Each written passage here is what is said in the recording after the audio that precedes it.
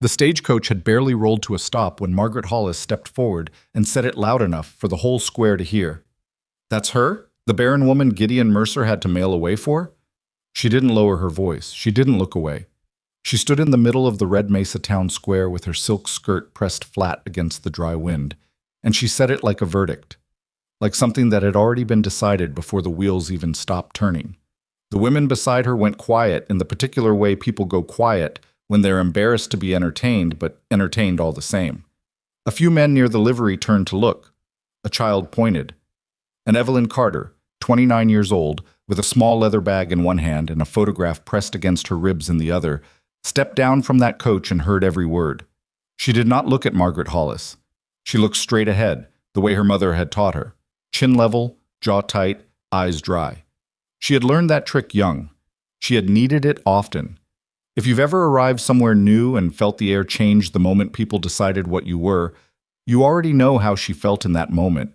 You already know the particular weight of it. This is her story. And it does not go the way anyone expected. If this is the kind of story that stays with you, subscribe to our channel so you don't miss what comes next. Hit the like button and drop a comment telling us what city or country you're watching from. I want to see how far this story travels. Now stay with us, because what happens next will surprise you. The stagecoach driver handed down her bag without ceremony, already reaching for the next piece of luggage before her foot had touched the ground. That was how it was in 1875 in the New Mexico Territory. Efficiency over courtesy, forward motion over consideration. People were moving goods and people from one point to another, and sentiment slowed the schedule. Evelyn straightened her coat. The wind here was different from anything she had known in Ohio. It didn't cut like the cold back home. It pushed. It leaned against you with a kind of insistence that felt almost personal, as though the land itself was testing whether you'd hold your ground or be swept back the way you came. She scanned the square for a man matching the description in Gideon Mercer's letters. Broad-shouldered, he'd written, though not unkindly. Brown hair going gray at the temples, usually wearing a hat that needs replacing. She had smiled at that line when she first read it. A man who noticed his own hat needed replacing but hadn't done it yet felt like a man worth knowing. That detail had done more to convince her than 3 pages of qualifications. She didn't see him immediately. What she saw first was Margaret Hollis, still watching her with that expression. Not quite a smile, not quite contempt, but something in the center of both. Margaret was the wife of the largest landholder in the county, a woman who had never received a mail in her life that hadn't already been expected. The kind of woman who understood power the way some people understand weather, not as something to question, but as something to read and use. "Don't mind her." The voice came from her left, low and without announcement. "She talks loud because her husband stopped listening to her years ago." Evelyn turned. A woman about 10 years older than herself stood near the general store, arms crossed, a basket on one arm. She had the look of someone who had lived outside in all seasons without apology.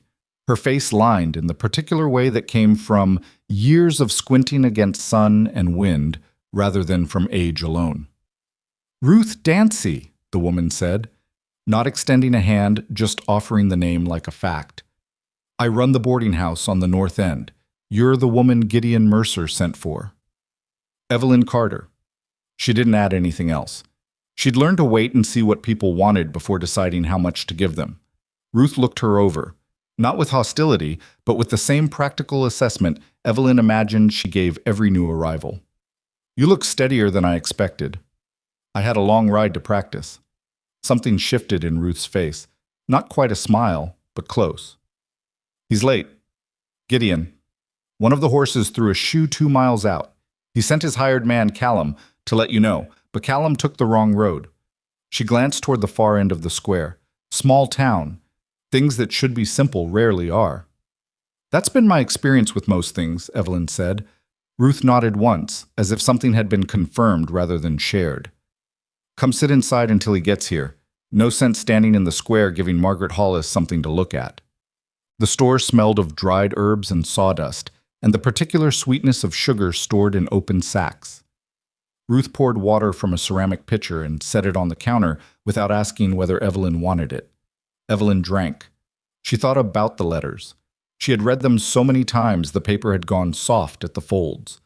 Gideon Mercer wrote carefully, not formally, not stiffly, but with the carefulness of a man who knew that words on paper were the only impression he'd make until she arrived. So he chose them with intention. He had told her about the ranch, about the land, about the children. Clara, 8, Samuel, 6, and Rose, who was 3 and had been 3 when her mother died and would carry that age against her mother's loss for the rest of her life, whether she knew it or not. He had told her about his wife. Her name was Ada. He didn't describe her as a saint, which Evelyn noticed. He said Ada had been practical and occasionally sharp-tongued, and had never once burned a meal in her life, and that he missed her every morning when he came in from the first chores and she wasn't at the stove. He said the children were struggling, and he was struggling, and he was not too proud to admit it.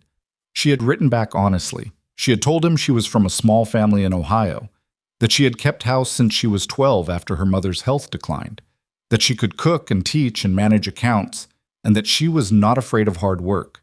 She had told him she was kind, and then crossed it out because saying you were kind seemed like the sort of thing a person with no actual kindness would say. She had rewritten the line as, "I try to treat people the way I'd like to be treated when I'm at my worst." What she had not told him, what she had not been able to write in letters to a stranger, no matter how carefully he chose his words, was the other thing. The thing the doctor in Columbus had told her 4 years ago, in a voice that was professional and therefore very nearly gentle, and which had nonetheless felt like a door closing in a house she hadn't realized she'd been living in. She could not have children. It wasn't a matter of circumstance or timing. It was, as the doctor put it, a matter of the body simply not being built for it. He had said this as a fact. She had received it as a life sentence. The man she had been seeing at the time, a school teacher named Douglas, who had spoken often about the family he intended to build, had received the news with the particular quietness of someone deciding something. He had come to her 3 days later and been very civil about it. That was the word she always landed on afterward, civil, as though she were a business arrangement that had turned unprofitable. She had spent the following year being careful not to hope too obviously, careful not to want things that were supposed to be ordinary, careful not to let on, in any room in any town, that there was a part of her that had been informed she was missing something essential. And then she had seen Gideon Mercer's advertisement, and she had sat with it for 2 weeks before writing, and when she finally wrote, she had decided, not consciously maybe, but deliberately all the same, that she would tell him once she arrived, that it was the kind of thing that deserved a face, that she would not let paper carry the weight of it. She had not anticipated Margaret Hollis knowing already. She had not anticipated arriving to find her secret already public. "How does she know?" Evelyn asked. She hadn't meant to say it aloud, but the question had been sitting in her chest since the square, and it came out with less composure than she'd intended. Ruth, refilling the water pitcher, didn't pretend not to understand. "This is a small county. Word travels faster than the mail. Gideon's a known man. When he started asking around about a wife, even through the letter agencies, people talked." She set the pitcher down. "And Margaret Hollis makes it her business to know things about everyone, particularly things they'd rather she didn't." "Does she know about Gideon's children?" "Everyone knows about Gideon's children." Ruth looked at her steadily. "The question is whether you know what you're walking into." "He told me about them in the letters." "Letters tell you facts," Ruth said. "They don't tell you what a 6-year-old looks like when he's been trying to be the man of the house since he turned 5 and doesn't know how to stop. They don't tell you what it sounds like when a little girl cries into her pillow because she's afraid she's already forgetting her mother's voice." The store was quiet for a moment, except for the wind against the window. "No," Evelyn agreed. "They don't." Gideon Mercer arrived 37 minutes late, which he announced before he was fully through the door, hat already in his hands. "Miss Carter, I apologize. The horse, and Callum, the man I sent, he went the wrong way, which I should have anticipated because he goes the wrong way reliably." He stopped. "Reset. I'm sorry. You've been waiting." He was taller than she'd expected. The letters hadn't suggested height, and for some reason she had pictured a compact man. He was not compact. He was the kind of tall that made a doorway look considered. The hat he carried was, as advertised, in need of replacement. The brim was starting to separate on one side, held together with what appeared to be a piece of fence wire. "I sat down," she said. "Ruth gave me water." He looked at Ruth, who lifted her chin in something between a greeting and a dismissal. "She's steadier than I expected," Ruth said, "which should help." Gideon looked back at Evelyn. There was something careful in his face, not suspicion exactly, but the particular watchfulness of a man who had been disappointed in a way that left a mark and was now noticing everything, just in case. "How was the ride?" he asked. "Long." That's the honest answer. He turned the hat in his hands. "I should have. There's things we didn't cover in the letters. I'm aware of that. If you want to talk before we drive out, we can do that here. Ruth won't mind." Ruth made a sound that suggested she might mind, then went through a door at the back of the store. Evelyn looked at the man across from her. He wasn't performing ease. He wasn't trying to sell her anything. He stood there with his ruined hat and his careful eyes, and she thought, with sudden clarity, that he was as frightened as she was. That this arrangement, which had probably looked logical in letters, had suddenly become real in a way that letters never could have prepared either of them for. "I have something I need to tell you," she said. "I should have written it. I tried to, but I thought this was something that needed to be said face to face." He didn't speak. He waited. "The doctor told me 4 years ago that I can't have children," she said. "Not won't, can't. I want you to know that before anything else is decided, because if that changes what you— It doesn't." She stopped. He said it again, quieter, as though he wanted to make sure it reached her properly. "It doesn't. Miss Carter, I have 3 children. I'm not looking for someone to give me more children. I'm looking for someone who can help me raise the ones I have." He paused, looked at the hat in his hands as though deciding something. "What I need is someone willing to show up. That's the whole of it." She had been braced for something else. She had spent the entire journey braced for it, had rehearsed the things she would say when his expression changed, when the civility came, when the quiet decision got made. She had not prepared for this. It took her a moment. "All right," she said. "All right," he agreed. Well, the drive to Mercer Ranch took the better part of 2 hours, which meant they had to talk or sit in silence, and both of them, apparently, were too honest for comfortable silence. He told her about the ranch, its debts, its land, the cattle operation that was smaller than he'd like but more than he'd had 5 years ago. He talked about it the way a person talks about something they've built with their hands and are not quite willing to stop believing in. She asked questions that were practical: water source, grazing seasons, which markets he sold to. And he answered them with something that looked like relief, as though he'd expected questions of a different kind. She told him about Ohio, about keeping her mother's house, about the one-room school where she'd taught for 2 years before the school board replaced her with a man who had less experience but more appropriate qualifications, meaning he was a man. She said this without particular bitterness, because she'd spent the bitterness already, and what was left was just the fact. "That's wrong," he said. "Yes." "Did you fight it?" "I wrote letters to 3 board members. 2 of them wrote back to say they appreciated my dedication, but the decision was final. 1 didn't write back at all." He was quiet for a moment. "The children need someone who can teach them. I've been doing what I can, but Clara's past what I know, and Samuel won't sit still for lessons when I give them. Rose is only 3, but—" He stopped. "Ada used to read to them every night. I've kept that up. But I'm not Ada." "You're not trying to be," Evelyn said. He looked at her sideways. "No. Neither am I." He didn't answer right away. The wagon moved through a long stretch of scrub grass and pale sand, the mountains sitting blue and distant ahead of them. Then he said quietly, "Good. That's good. They'll test you on that. They test everything." "How long since their mother died?" 14 months? He said the number with the flatness of someone who had counted. Rose was almost 2. She was too young to understand what was happening, and now she's old enough to feel the shape of what's missing, but not quite old enough to name it. That's the part that— He stopped again. She didn't prompt him. She let the space sit. "That's the part that keeps me awake," he finished. She heard the children before she saw them. Clara was telling Samuel that he was wrong about something. The specifics were unclear, but the conviction was absolute. Samuel was insisting with the particular stubbornness of a 6-year-old who knew he was probably wrong and had decided that was irrelevant. Rose was not saying anything at all.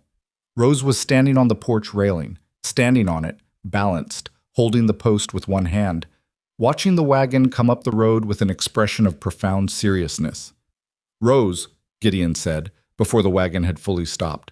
"Off the rail." Rose looked at him. assessed him, stepped off the rail with the unhurried dignity of someone who had decided to comply on her own terms. Clara and Samuel had gone quiet. They stood together at the edge of the porch, and Evelyn had the distinct sense of being evaluated by a tribunal. Clara's face was careful, too careful for 8 years old, the face of a child who had learned to read rooms before speaking. Samuel had his arms crossed and was looking somewhere to the left of Evelyn, which she recognized immediately as the position of someone who wanted to observe without being caught observing. Gideon climbed down and held a hand up for Evelyn, which she took, stepping onto the ground. "Children," Gideon said, "this is Miss Carter. She's come a long way to be here." Clara said, "We know." And then, apparently deciding that was rude, "I mean, Papa told us about you." "He told me about you too," Evelyn said. She looked at Clara directly, not with the bright performance of an adult trying to win a child over. Just looked at her, honestly. "He said you write stories." Clara blinked. "He said that?" "He mentioned it in one of his letters, that you keep a notebook." A complicated expression moved across Clara's face. Surprise, then something more vulnerable, then the effort to cover the vulnerability. It's nothing. I just write things down." "Writing things down is how we hold on to them," Evelyn said. "It's a good habit." Samuel had shifted his gaze to actually look at her now, though he covered it by suddenly finding something very interesting to examine on his boot. Rose walked off the porch, just stepped down the 2 steps as though gravity were a suggestion, crossed the small space between them, and stood directly in front of Evelyn. She looked up. Her expression had the peculiar gravity of very small children who have decided something is serious. "Are you going to leave?" she asked. The porch went very quiet. Gideon made a small sound like he was going to intervene, but Evelyn spoke first. She crouched down so she was at eye level with Rose. The child was small for 3, with her father's coloring, and, Evelyn noticed, a small scar on her chin that had the look of an old meeting between a small person and an unforgiving floor. "I'm not planning on it," Evelyn said. "That's the honest answer. I'm going to try my best to stay." Rose looked at her for a long moment with the unnerving directness of a child who hadn't yet learned to disguise what she was thinking. Then she held up her arms. Evelyn, surprised, caught her. Rose settled against her shoulder with the completeness of a child who had made a decision and was not interested in revisiting it. Behind them, Clara was watching. Samuel had given up pretending to look at his boot, and Gideon Mercer stood at the edge of the porch with his hat in his hands and something shifting in his expression that he was not yet ready to name. The house was not what she had expected. She didn't know exactly what she had expected, some idea assembled from the letters, from the land she'd seen through the coach window, from the way people spoke about ranchers in this part of the territory. Something rougher, perhaps. Something more provisional. The house was solid. The furniture was worn but cared for. The kitchen was the kind of kitchen where real work had been done, and the surfaces showed it, scrubbed often enough to be clean but used enough to be scarred. Ada's kitchen, she understood. This had been Ada's kitchen for years before it was anyone else's. There was a shelf in the main room with a few books on it, and between the books, a small framed photograph. A woman who was not looking at the camera but slightly past it, with the expression of someone who had just said something and was waiting to see how it landed. Evelyn looked at the photograph for a moment without moving toward it. "That's Mama," Clara's voice behind her. "Papa put it there so we could see her whenever." "She has a good face," Evelyn said. "She was funny." Clara said it with the fierceness of someone reporting a fact that mattered. People think she was funny. She used to make Papa laugh until he snorted, and then she'd do it again on purpose because she thought the snorting was the best part.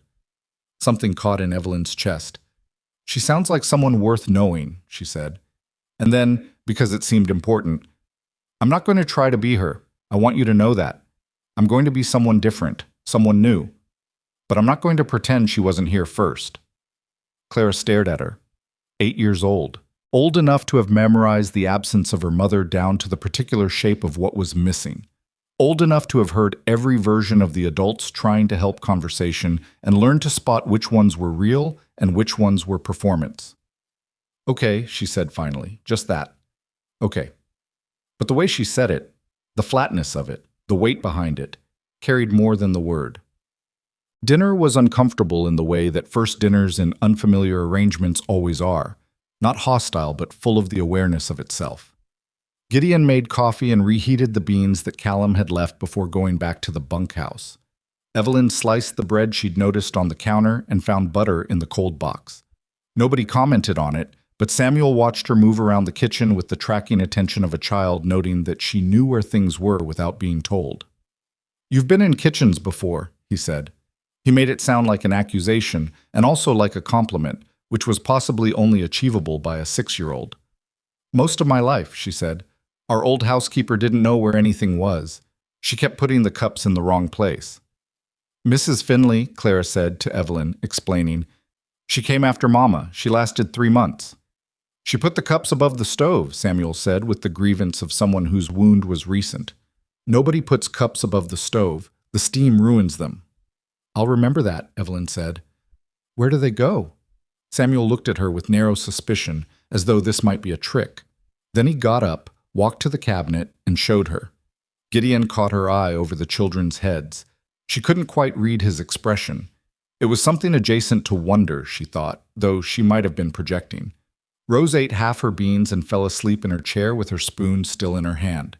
Gideon caught the spoon before it fell, and Evelyn noticed the practiced ease of it, the reflex of a man who had been catching falling things for years. After the children were in bed, she and Gideon sat at the kitchen table with coffee that had gone slightly cold. The lamp made everything amber and small. "How is it going?" he asked. "Honestly." She considered the question. "Ask me in a month," she said. He nodded. "Fair." "They're good children," she said. "Clara's carrying more than she should at her age. Samuel's decided that needing things is a weakness. And Rose," she paused, "Rose is going to be exactly who she's going to be. I can already tell." Gideon smiled at that, a real one, quick and unguarded, the kind of smile that had probably surprised him on its way out. "Ada used to say the same thing about her." "She had good instincts," Evelyn said. "She did." He turned his coffee cup in his hands. "What you said to Clara, about not trying to replace Ada, that was—" He stopped, started again. "Clara needed to hear that. I've said it, but hearing it from you is different." "It's true," Evelyn said. "I meant it." "I know." He looked at her. "That's what made the difference." Outside, the wind had settled into the low and constant sound it made at night in this part of the territory.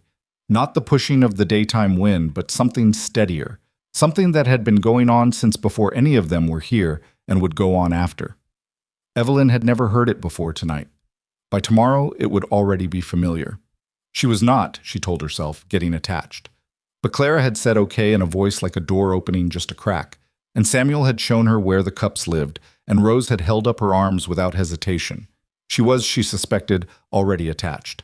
She finished her coffee, set down the cup, listened to the wind and the house settling around her, full of children who were sleeping and grief that was not finished, and something new that didn't have a name yet. This was the life she had said yes to. She did not know, sitting in that amber-lit kitchen on her first night in New Mexico, what would happen to test her. She did not know about Margaret Hollis's campaign of words that would grow louder before it quieted. She did not know about the night that was coming, the worst night she would spend in that house, and the night that would change everything. She only knew what she had told Rose on the porch. She was not planning to leave, and that, for now, was enough. The first week at Mercer Ranch did not go smoothly, and Evelyn had not expected it to. She had expected resistance. What she hadn't fully accounted for was the particular shape of it. Not loud, not angry, but quiet and strategic, the way children resist when they've already been hurt and have learned that open rebellion costs more than slow retreat. Clara kept her notebook closed and her expression neutral. Samuel did his chores without complaint and said as little as possible at meals, answering questions with single words that gave nothing away. Rose continued to reach for Evelyn without hesitation, which seemed to make her older siblings more cautious rather than less, as though Rose's easy trust was a thing they needed to monitor carefully. Gideon watched all of it and said nothing that wasn't necessary. That was the other thing Evelyn hadn't anticipated, how quiet the man himself was. In the letters, he had been thoughtful, precise, occasionally wry. In person, he was those things too, but separated from her by a distance she couldn't quite measure. He was not cold. He was not unkind. I was present in the way a man is present when he is holding himself at a careful remove and doing it consciously, because he's been burned before and is not ready to forget it. She understood this. She was doing something similar. What she hadn't expected was how lonely it would feel to do it from inside the same house. The mornings were the hardest at first. Ada had set the rhythm of this kitchen, and the rhythm was still hers. The particular way things were arranged, the order in which the stove was managed, the timing of breakfast before chores. Evelyn came into that rhythm sideways and felt the misalignment every morning for the first 5 days. She put things back in the wrong places. She underestimated how much coffee Gideon drank before 6 in the morning. She made biscuits the third day that were entirely edible but denser than what the children were used to, and Samuel ate his without comment in a way that communicated everything. On the 6th day, she made them lighter, adjusting what she'd observed of the stove's particular heat.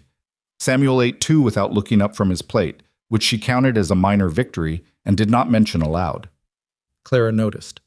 Clara noticed everything. "They're better," she said, with the precision of a child who had decided honesty was more valuable than tact.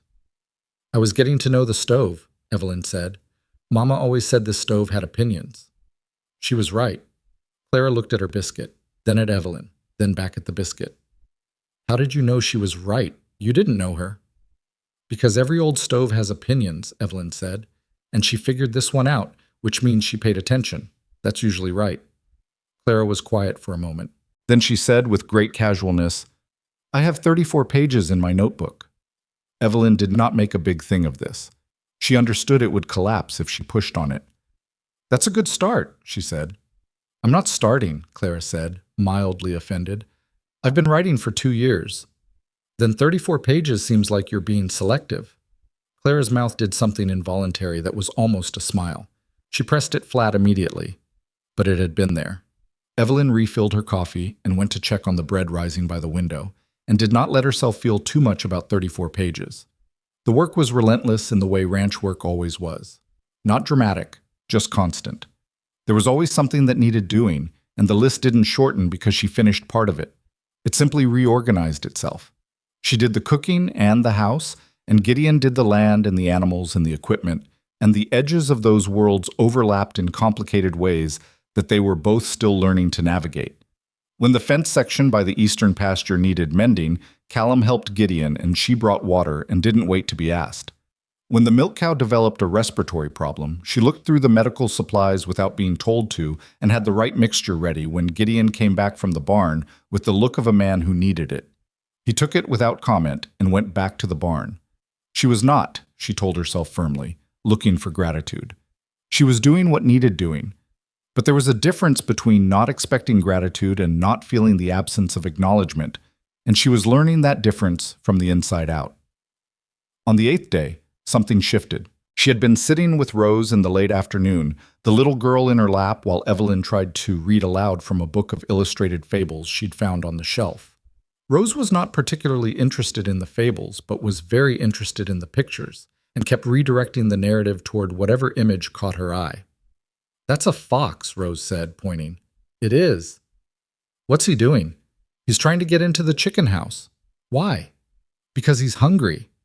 "He should ask," Rose said with great practicality. "Chickens generally don't share." Rose considered this. "I would share," she said, "if I was a chicken." "That's very generous." "What's generous?" "It means you're someone who gives things away." Rose nodded seriously, as though filing this under known facts about herself. Gideon came in from outside then, carrying the smell of the barn and the look of a man who had been doing hard work in the heat. He stopped in the doorway when he saw them. Rose settled completely in Evelyn's lap, Evelyn's hand resting naturally at the child's back, both of them looking at the book with the ease of people who had been doing this for years instead of days. He stood there long enough that Evelyn noticed. She didn't look up immediately. She waited a beat, then glanced toward the door as if she'd just heard him come in. He said, "I'm sorry about yesterday."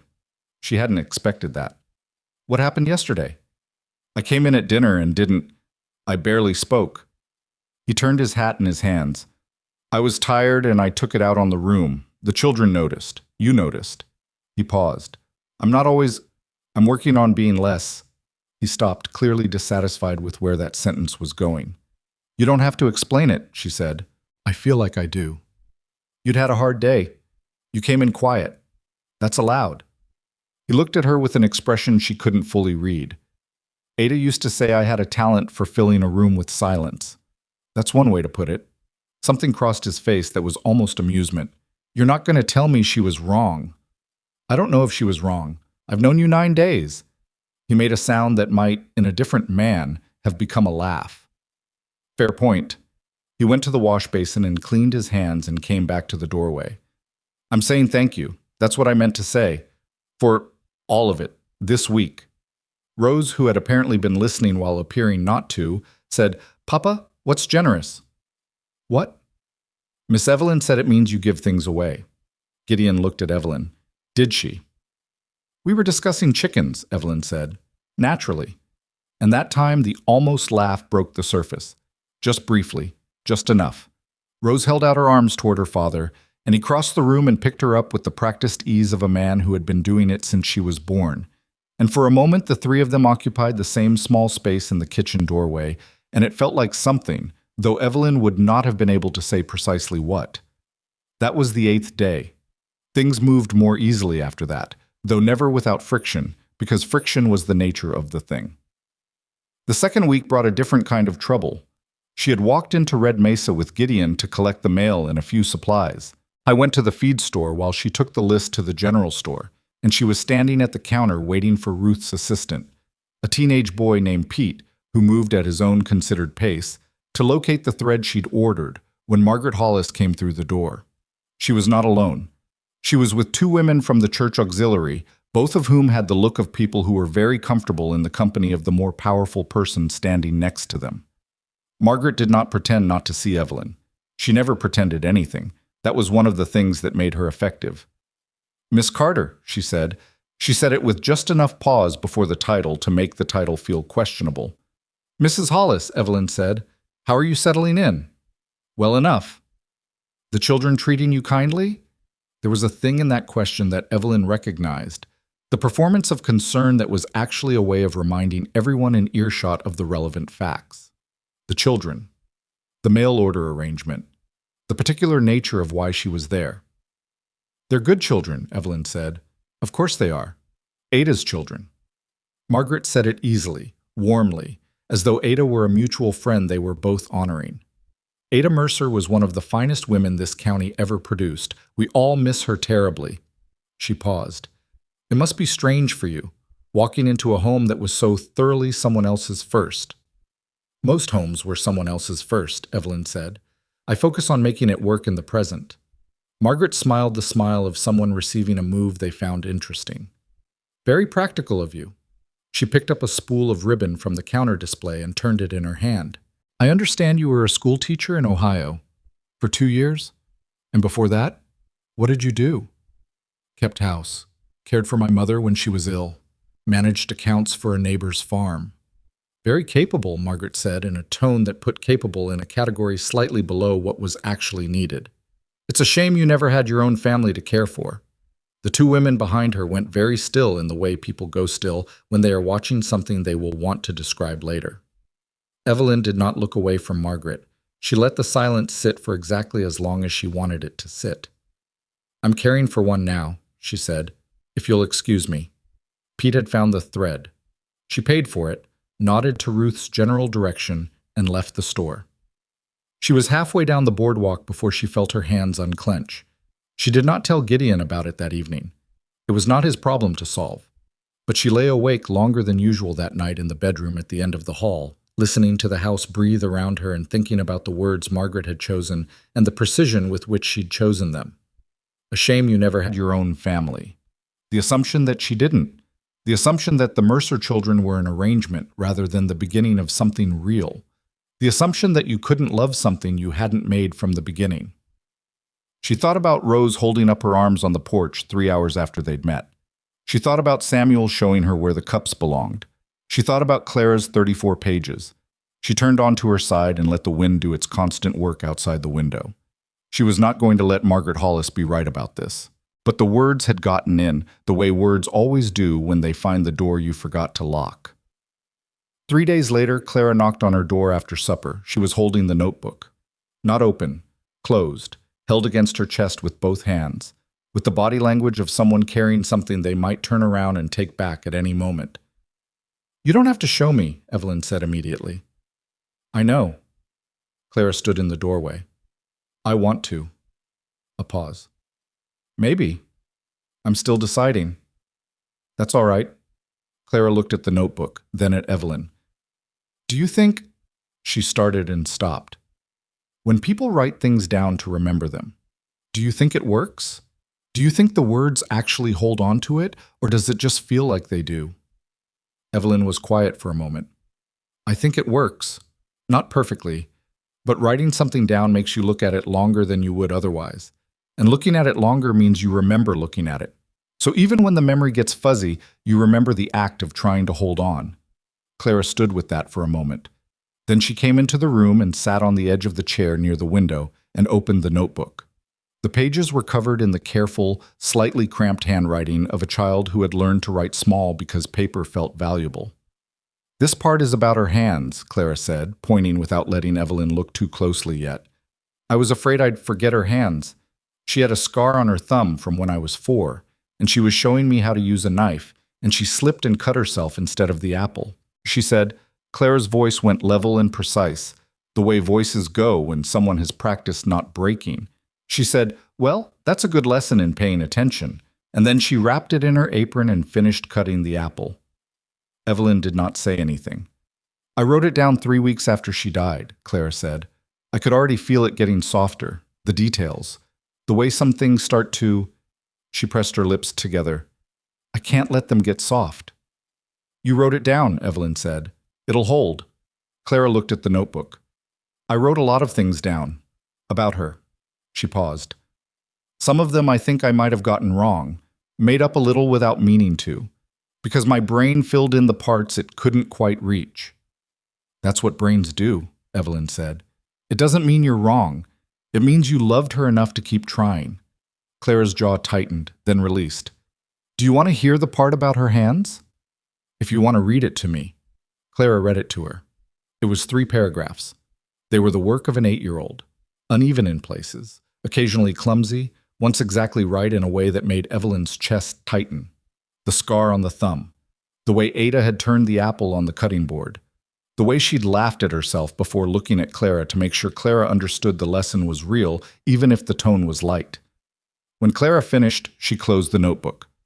"That's good writing," Evelyn said. "It's just remembering." "Good remembering and good writing are closer together than people think." Clara stood up. The transaction had been completed. Whatever she had come to give or receive or test, she had gotten enough of it. She moved toward the door and then paused. "Mrs. Hollis said something to Abigail Crane," she said, without turning around. "Abigail told her daughter Hannah, and Hannah told me at the trading post last Saturday. She said you were here because you couldn't find any other place to go." Evelyn waited. "I don't think that's true," Clara said. She turned around then, and her face had the particular expression of a child delivering a verdict that mattered. "I think you could have found other places. I think you came here on purpose." She went back to her room before Evelyn could answer. Evelyn sat with the quiet for a long time. She thought about what Clara had just done, the gift buried inside what sounded like a simple correction. Clara, who had been testing her for 2 weeks with the careful strategy of a child, who had been hurt and needed to know the shape of what she was dealing with before deciding whether to trust it. Clara, who had 34 pages of her mother's memory and had just read 3 of them aloud to a woman she'd known for 2 weeks. That was not nothing. It was, in fact, everything. The trouble with Margaret Hollis didn't stay in the general store. It moved through the county the way talk moves in small places, not in a rush but steadily, finding every crack and moving through it. By the end of the 2nd week, Evelyn was aware that a version of herself existed in the social imagination of Red Mesa that bore only a passing resemblance to who she actually was. This version was calculating. This version had arrived in New Mexico because she had no better options. This version was tolerated in the Mercer household but not truly accepted, and the children were simply too young or too damaged by grief to understand what they were attaching themselves to. She knew about this version not because anyone said it to her face again, but because of the way certain women looked at her when she passed on the boardwalk. with the specific expression of people who have recently discussed you and are now pretending they haven't. And because Ruth Dancy, who was not a woman who softened things, stopped her outside the general store one morning and said bluntly, "Margaret Hollis is telling people you were turned away from 2 other placements before Mercer. That's not true, is it?" "I answered one advertisement," Evelyn said. "Gideon's." Ruth looked at her. "That's what I thought." A pause. "People believe what gives them something to feel, not what's accurate. You understand that?" "I understand it." "Then don't waste time arguing with the version of you she's built. It won't help. The only thing that'll help is what you do at that ranch." Ruth shifted her basket. "And from what I can see, you're doing it, so keep doing it." She walked away with the efficiency of someone who had said what needed to be said and was done with it. Evelyn went back to the ranch and made supper and helped Rose with her letters, and listened to Samuel explain at considerable length why the current system for organizing the tool shed was inefficient and what he would do differently if someone would let him. She listened seriously, asked 2 practical questions, and watched him grow 2 inches taller in his chair. "You could draw it out," she said, "the way you'd reorganize it. Show your father." Samuel looked at her with suspicion. "He'll say I'm too young to be reorganizing anything." "He might. Or he might think you've got a good idea." "He won't. Then you'll have a drawing that shows you thought it through. That's worth something even if nothing changes." She paused. "Ideas that get written down stay ideas. Ideas that stay in your head just feel like frustrations." Samuel was quiet. Then, "That's what Clara says about her writing." "Clara's not wrong." Samuel picked up his fork and ate 3 bites in the thinking silence of someone who was organizing something in their head. Then, "Do you have paper I can use?" She got him paper. He sat at the table after supper with Gideon's pencil and drew the tool shed from memory with the earnest concentration of a 6-year-old engaged in serious engineering. The proportions were optimistic. The labels were misspelled in several places. The overall scheme was, in at least 2 respects, genuinely practical. Gideon looked at it when he came in from checking the animals. He looked at it for longer than Evelyn expected. "That's not a bad idea," he said finally, pointing at the section Samuel had reorganized near the door. Samuel looked up at him with an expression that he was clearly trying to contain. "It's just a drawing." "It's a drawing of a good idea." Gideon handed it back. "We'll try it Saturday." After Gideon went to wash up, Samuel sat very still for a moment. Then he looked at Evelyn across the table. He didn't say anything, but he looked at her the way people look at someone when they want to say thank you and haven't figured out yet if they trust themselves to do it without giving too much away. She held his gaze for a moment and then looked back at her own work, giving him the privacy of it. That night after the children were in bed, she and Gideon sat at the kitchen table the way they had started to do most evenings. Not always talking, sometimes just occupying the same quiet space while the day settled around them. It was a habit they hadn't planned but had arrived at naturally, and neither of them had named it. He was going over the ranch accounts. She was mending one of Rose's dresses where the hem had come unstitched on one side. After a while he said without looking up from the ledger, "Samuel showed me that drawing because of you." He had the idea himself. He had the idea 6 weeks ago. He didn't do anything with it until tonight. He turned a page. "What did you say to him?" "That ideas written down stay ideas. That ideas in your head just feel like frustrations." Gideon was quiet. "That's true. I stole it from someone who told it to me," she said. "So technically Samuel has heard it at second hand." He looked up then. There was something in his face she hadn't seen before, or hadn't seen this clearly. An ease. Small and careful and maybe still testing its own weight, but there. "You're good with them," he said. "They're not difficult to be good with. They just need someone to take them seriously. Most adults don't." "I know," she said. "I remember being a child who noticed that." He went back to the ledger. Outside the wind did its patient work. The lamp made the kitchen small and amber. Rose's dress was almost mended. She did not let herself feel too much about the ease in his face. She was not, she told herself, in the business of building on uncertain ground. But she thought about what Clara had said. "I think you came here on purpose." And she thought the child might be right, not just about arriving in New Mexico, about something larger. The possibility that the life she'd thought was a consolation prize for the one she'd lost was actually the one she'd been heading toward all along, by a route she never would have chosen but couldn't now regret. She would not have said this aloud to anyone, including herself. But late at night, in a kitchen in the New Mexico territory, mending a 3-year-old's dress hem, while a man she barely knew turned the pages of a ledger across the table from her, she let herself think it in the privacy of her own chest. She was here on purpose. She was going to stay. What she didn't know yet, what none of them knew, sitting in that warm and tentative kitchen, was what it was going to cost before the stain became permanent. What Margaret Hollis was still capable of. What grief, unfinished and patient, could do to a man in the middle of the night when something threatened to take what was left. And what one night of crisis could reveal about a woman who had spent years being told she wasn't enough. The third week brought the Harvest Social. It was the kind of event Red Mesa organized with the serious efficiency of people who had few enough occasions for gathering that each one carried weight beyond itself. Not just a social, but a referendum on the season's work, a chance to measure neighbors against memory, a moment when the county's opinion of itself got aired in public. The Hollis family hosted it on their property every year, which meant Margaret Hollis was not merely an attendee, but the architect of every detail, and the guest list and the seating and the particular arrangement of who stood near whom were all decisions she had made with the same deliberateness she brought to everything. Gideon had not wanted to go. He said this on a Tuesday, 4 days before the event, in the flat tone of a man stating a preference he already knew would be overridden by necessity. "People will notice if we don't," Evelyn said. She was at the stove. She did not turn around when she said it. "People will notice if we do." That's true of everything at this point. She adjusted the heat under the pot. But not going looks like we're hiding. Going looks like we have nothing to hide. He was quiet.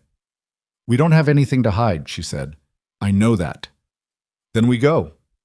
He leaned against the doorframe with his arms crossed, and the expression of a man who had lost an argument he'd entered with full knowledge of the outcome. "You've been in this county 3 weeks," he said. "You've already figured out how it works." "I grew up in a small town," she said. "The geography changes, the rules don't." Clara, who had been sitting at the table with her notebook open, said without looking up, "Mrs. Finley never came to the social. She said large gatherings gave her a headache." "Mrs. Finley left after 3 months," Samuel said from across the table, with the air of someone presenting evidence. "That's not why she left," Clara said. "It contributed," Samuel said.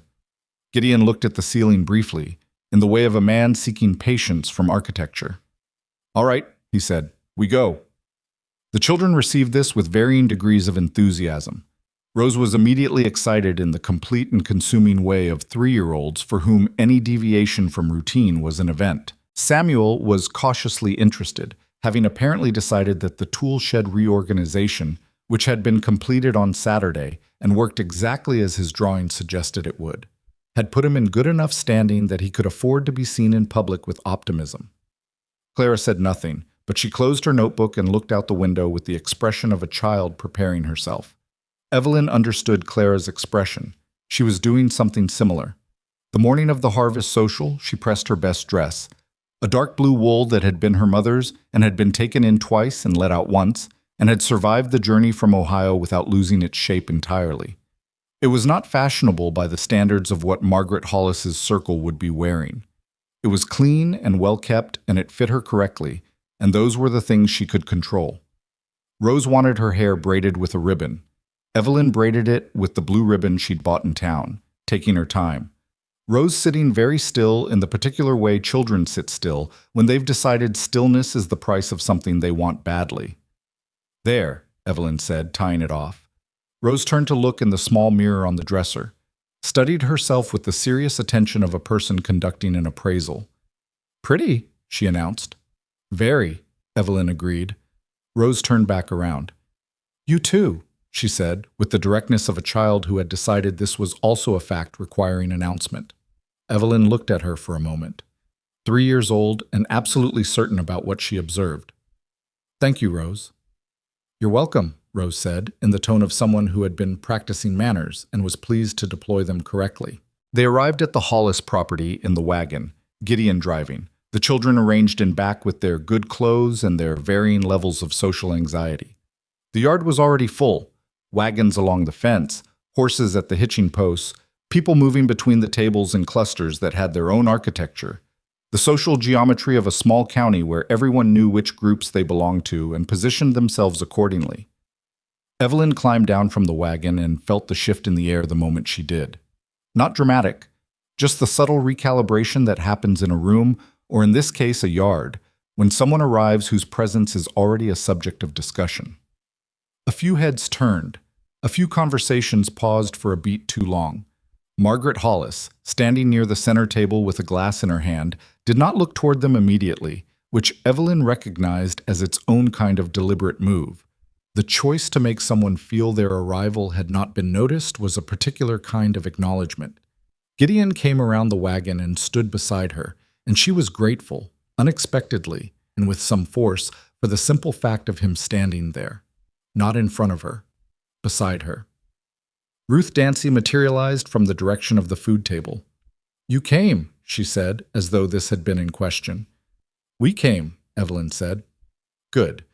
Ruth looked at the children, particularly at Rose, who was being held against Evelyn's side with both arms wrapped around Evelyn's neck in a method that suggested Rose had no plans to be set down. "She attached to you fast," Ruth said. "She's 3, Evelyn said. 3-year-olds operate on instinct. Adults could learn from that." Ruth steered them toward the food table with the efficiency of a woman who had decided she was going to manage the social terrain, whether anyone asked her to or not. The next hour was navigable. There were people in Red Mesa who were simply decent, ranching families, most of them, who were tired enough from the work of their own lives to not have much energy left for judgment. A man named Harlan Bates shook Gideon's hand and talked about cattle prices for 10 minutes with the earnest relief of 2 men who had found a safe topic.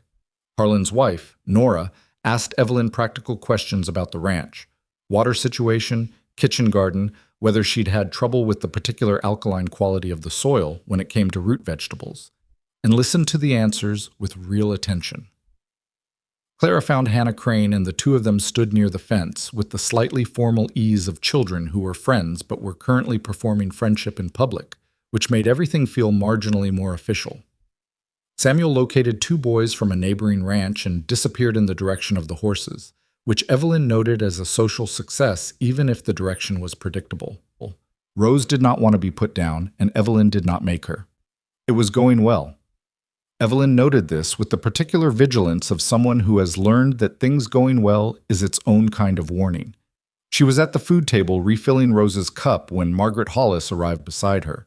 Not walked up, arrived, in the way Margaret always arrived, as though she had always been there and you had only just noticed. "Miss Carter," she said, "how lovely that you could join us." "Mrs. Hollis." Evelyn set the pitcher down. "Thank you for having us." "Of course.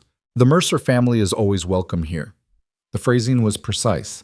The Mercer family, not you, not both of you. "Ada used to help me organize the tables every year." She said it pleasantly, conversationally, the way you'd mention weather. She had a wonderful eye for arrangement. "She sounds like she was remarkable," Evelyn said. "She was irreplaceable." Margaret picked up a small plate. "Of course, we all do our best with what life hands us. You've been very industrious, I'm sure." Rose had buried her face in Evelyn's neck and was showing no signs of re-emerging. Evelyn shifted her weight slightly and said nothing. "I do wonder sometimes," Margaret continued, "whether the children understand the nature of the arrangement. They're young, Clara especially. She's old enough to feel the gap, but young enough to fill it with whatever's available." She paused. "It must be a comfort, being needed, even temporarily." There it was, the word she'd been building toward. Temporarily. Evelyn looked at Margaret Hollis directly. "Rose," she said, "can you go find Samuel for me? He's near the horses."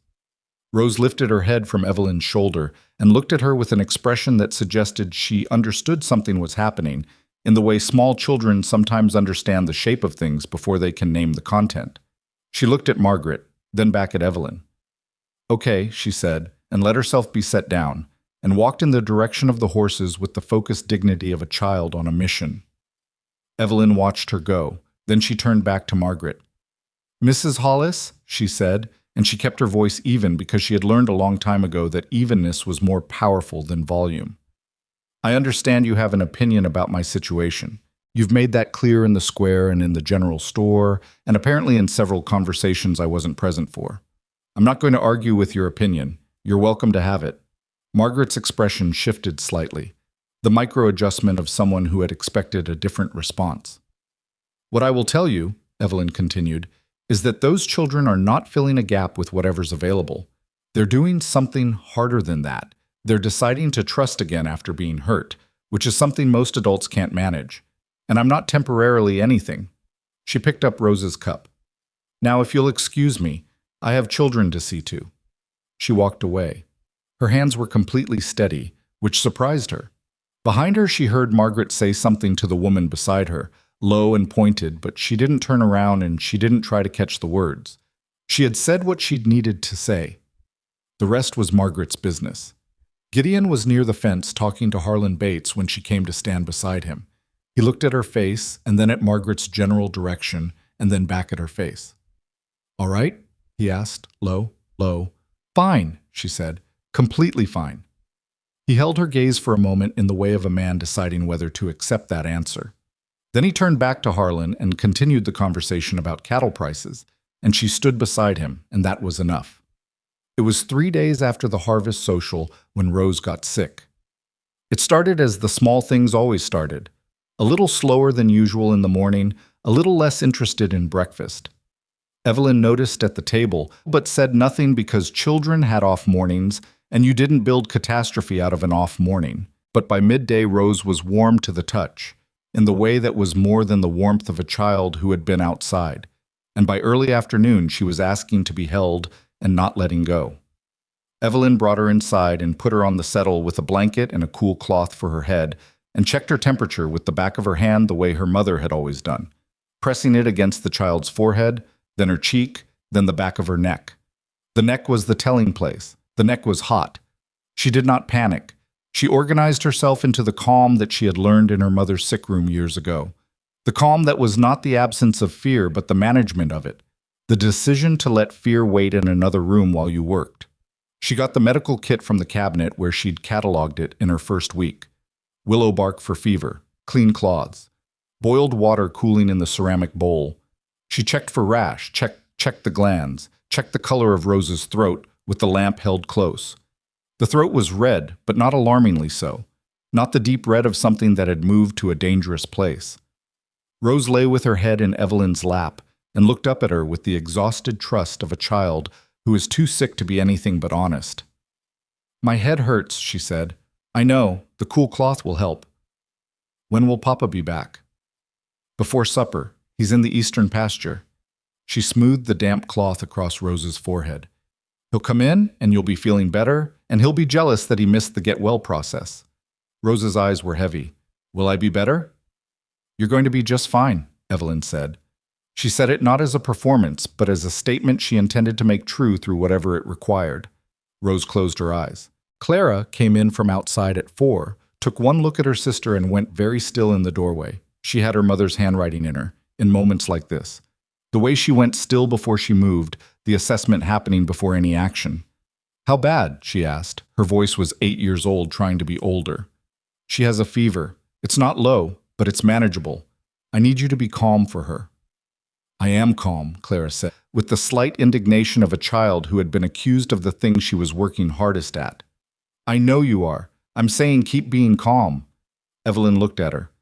"Can you sit with her for 10 minutes while I boil more water?" Clara crossed the room and sat on the floor beside the settle and put her hand near Rose's without waking her. She was quiet and very still, and Evelyn, moving to the stove, watched her out of the corner of her eye and thought about what that kind of stillness cost an 8-year-old who had already lost one person she loved to illness in this house. "Clara," she said quietly. Clara looked up. "This is different from what happened to your mother. Rose has a fever. Fevers run their course. I'm going to stay right here and watch it." Clara held her gaze for a moment. Something moved across her face. Not reassurance exactly, but the willingness to hold the reassurance and see if it proved true. "Okay," she said. She went back to watching her sister. Gideon came in from the pasture at 5:30 to find the kitchen operating on a different frequency than he'd left it. The smell of boiled water and the particular quiet that a sick room produces. The children's voices lower than usual, Evelyn moving between the stove and the settle with the contained efficiency of someone who had been managing for hours. He saw Rose first. He crossed the room in 4 strides. "When did this start?" "Midday. I caught it early." Evelyn handed him the cloth. "Feel her neck, not her forehead. The neck tells you more." He pressed his hand to Rose's neck. He was careful about it, gentle in the practiced way of a man who had handled small sick children before, and also wrong in some way that Evelyn couldn't identify at first. Wrong in the tension of it, in something behind his eyes that was older than this afternoon. He stood up and looked at Evelyn, and she understood. This was how it had started with Ada. She didn't know the exact sequence. He'd never told her the details, only that Ada had been sick, and it had moved fast, and by the time the doctor arrived from the county seat, it was already too late. But she could see the memory in his face the way you can see old weather damage in a wall, the repair work visible, the original damage underneath it. "Gideon," she kept her voice level. "This is a fever. It's been stable since this afternoon. I've been managing it. She's resting." He looked at her. She was pale this morning. Children go pale when they're coming down with something. It's how the body signals. Ada was pale. "I know." She said it quietly. "I know what you're thinking. This isn't that." He looked at her with an expression that was not quite belief and not quite doubt. Something caught between them, wanting to move toward one but held by the weight of the other. "How do you know?" he asked. "I don't know with certainty," she said. "What I know is that her throat is red but not deeply so. She has no rash, her breathing is clear, and the fever has not climbed since I first measured it this afternoon. Those are the things that tell me this is a fever and not something worse." She held his gaze. "I'm not going to tell you not to be afraid, but I'm asking you to let me work." He stepped back, not far, but enough. Clara had moved to the table without being asked. She was sitting very straight, watching both of them with the particular attention of a child who has decided to trust one adult's version of events and is working out which adult that is.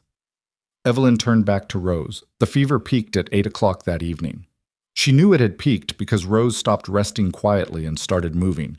The restless, half-conscious movement of a body working hard. The small sounds of a child in that uncomfortable country between sleep and waking where the body is at war with itself. Evelyn sat on the floor beside the settle and kept the cool cloth cycling and talked to Rose in a low, steady voice about nothing in particular. About the braided ribbon, about the fox in the fable who should have asked the chickens, about the milk cow, and the particular expression she had when she was annoyed, which Rose had found hilarious 3 days ago and would find hilarious again when she was on the other side of this. Samuel had been sent to bed but had not gone. He was on the stairs, 1 step up from the bottom, visible if you looked but not in the room. Evelyn decided to know he was there without making him leave. Sometimes the only thing a child could do was be close. Gideon sat in the chair near the window. He was not pacing, which she understood cost him something. He had his hands on his knees and his eyes on Rose, and occasionally on Evelyn, and he did not speak because there was nothing to say that would be useful, and he had the particular discipline of a man who had learned that useless speech in a crisis was worse than silence. At 9, Rose said clearly and suddenly, "Mama?" The room went very still. Evelyn did not flinch. She put her hand on Rose's cheek and said, "I'm here," because she was, and because that was what mattered in this moment. Rose settled. Clara, who had fallen asleep at the table with her head on her arms, did not wake. Samuel on the stairs made a small sound that was not quite a word. Gideon was looking at Evelyn. She felt the weight of it without turning around. She kept cycling the cloths. She kept her hand at Rose's cheek. She kept talking, low and steady, about the ribbon and the fox and the milk cow. At 10 past 10, the fever broke. It broke the way fevers break when they've been properly managed. Not dramatically, but thoroughly, the heat releasing in a long sigh of sweat that meant the body had won the argument it had been making all day. Rose went from moving and restless to still and deeply asleep in the space of 20 minutes. And the deep sleep was different from the sick sleep, quieter, heavier, more complete. Evelyn checked her neck. Cool. Checked her forehead. Cool. She sat back on her heels and took a breath that she had been holding, in pieces, for 6 hours. She heard Gideon move from the chair. He came to crouch beside her, close enough that she could see the exhaustion in his face, and the thing under it that was relief and also shame. The shame of having stood there while she worked, of having been briefly paralyzed by a past that wasn't this moment. He reached out and put his hand on Rose's forehead, verifying. "She's cool," he said. "Yes." He stayed crouched for a moment. Then he looked at Evelyn, and she was close enough to see his face properly, close enough to see the thing he was working out how to say. "I couldn't move," he said. "When I first came in and saw her, I froze." "I know. That's not what you needed tonight." "You stepped back when I asked you to," she said. "That was the right thing." He shook his head slightly, not accepting the absolution. "You were here all afternoon. You managed the whole thing, kept the children calm. You didn't—" He stopped, started again. "You didn't know what to do and do it. You knew exactly what to do. I've managed fevers before. My mother was ill for 3 years. This wasn't your mother. This was my daughter. In your 3rd week here," his voice was low and very serious, "you didn't have to stay. You could have waited for me. You could have—" "She needed someone to stay," Evelyn said. "I stayed." He looked at her for a long moment, and then he said in a voice that was quieter than his regular voice and had a different quality to it, the quality of something being said that had not been planned. "Thank you, Evelyn." It was the first time he had used her name, her given name, without the miss. She noticed it and said nothing about it. "Get some sleep," she said. "I'll check on her once more before I go to bed." He stood. He looked at Rose for a moment longer, then at Evelyn. "I'll sit up with her." "You don't have to." "I want to." He pulled the chair closer to the settle. "You've been sitting on that floor for 6 hours. Go to sleep." She thought about arguing. She was tired enough that the thought lasted about 3 seconds. She got up off the floor and her knees registered their complaint about the hardwood, and she went to the stairs. Samuel was still on the bottom step. His eyes were closed and his head was resting against the banister, and she couldn't tell if he was asleep or just resting, but she touched his shoulder gently and said, "She's going to be all right," and he made a small sound of acknowledgement without opening his eyes. She went up to her room and sat on the edge of the bed and felt the full weight of the day settle through her. She was not thinking about Margaret Hollis. She was not thinking about temporarily and what it implied. She was thinking about Rose's voice saying "Mama" in the half-darkness, and how she had answered it, and how it had felt completely natural to answer it, and how that naturalness frightened her in the way that only the truest things frightened her now. Not because she wanted to resist it, but because she understood its weight. She had fallen in love with these children, not as an arrangement, not as a duty, not as consolation for the things she'd been told she couldn't have, just fallen. As completely and irrevocably as you fall in any direction when the ground disappears and gravity makes the decision for you. She lay back on the bed and stared at the ceiling and listened to the house settle around her. The knock on her door came about an hour later when she'd thought she might be close to sleep. She sat up. "Come in." It was Clara. She was in her nightgown with her notebook under her arm and an expression that suggested she had been awake and had finally decided to stop pretending she might sleep. "Is she still okay?" Clara asked. "The fever broke. She's sleeping well." Clara stood in the doorway. Then she said, "Mama used to sit with me when I was sick. She'd stay the whole night." Evelyn looked at her. "I know. That's what you did tonight." Clara said it carefully, as though working out the weight of it as the words came. "You stayed the whole time." "Of course I did." Clara looked at her notebook, at Evelyn, at the floor. "I'm going to write it down," she said, "tonight, so I don't forget." Evelyn thought about what it meant that Clara was already thinking about holding on to tonight, that it had the quality of something she wanted to keep, something she was afraid of losing. She thought about 34 pages of A Mother Remembered, and what it meant to decide that tonight belonged in that same notebook. "That's a good idea," she said. Clara nodded. She turned to go, then stopped. "Evelyn?" She'd been using Miss Carter. She had not, until this moment, used the other name. "Yes?" Clara looked at her with his direct, uncomplicated gaze of a child who has decided something and is past the point of deliberation. "I'm glad you stayed, not just tonight. I'm glad you came and didn't leave." She went back to her room before Evelyn could answer. The house was quiet. Down the hall, Gideon was sitting beside Rose, watching her breathe with the vigilance of a man who had been given something back and was not yet ready to look away from it. Samuel was in his room, finally and genuinely asleep, his drawing of the tool shed folded in his pocket from the day before. And Clara was at her desk, writing. Evelyn sat in the quiet and thought about what it cost, being glad someone stayed. She thought about the particular courage of children who had been hurt and still kept their hands open. And she thought that if there was something worth staying for in this world, something worth arriving at through the long and indirect route of every wrong turn and closed door and document signed in a letter agency in Ohio, it was the chance to be the person that someone, someday, was glad came and didn't leave. She finally slept. Rose recovered quickly, the way young children recover from fevers when the fever has been properly managed. Not gradually, not in measured steps, but almost all at once, as though her body had been waiting for permission to be well again. By the second morning, she was sitting up asking for her ribbon and complaining that her biscuit was too hard, which Gideon received as the most welcome complaint he had ever heard in his life. He didn't say this, but Evelyn saw it in the way he stood at the stove with his back to the room, shoulders dropping 2 inches from where they'd been holding since the night Rose got sick, and she understood that the complaint about the biscuit had been the thing that finally let him breathe. The doctor came anyway. Gideon had sent Callum for him the morning after the fever broke, not because Rose needed him anymore, but because Gideon was the kind of man who needed to hear it, confirmed by someone with a black bag and a title.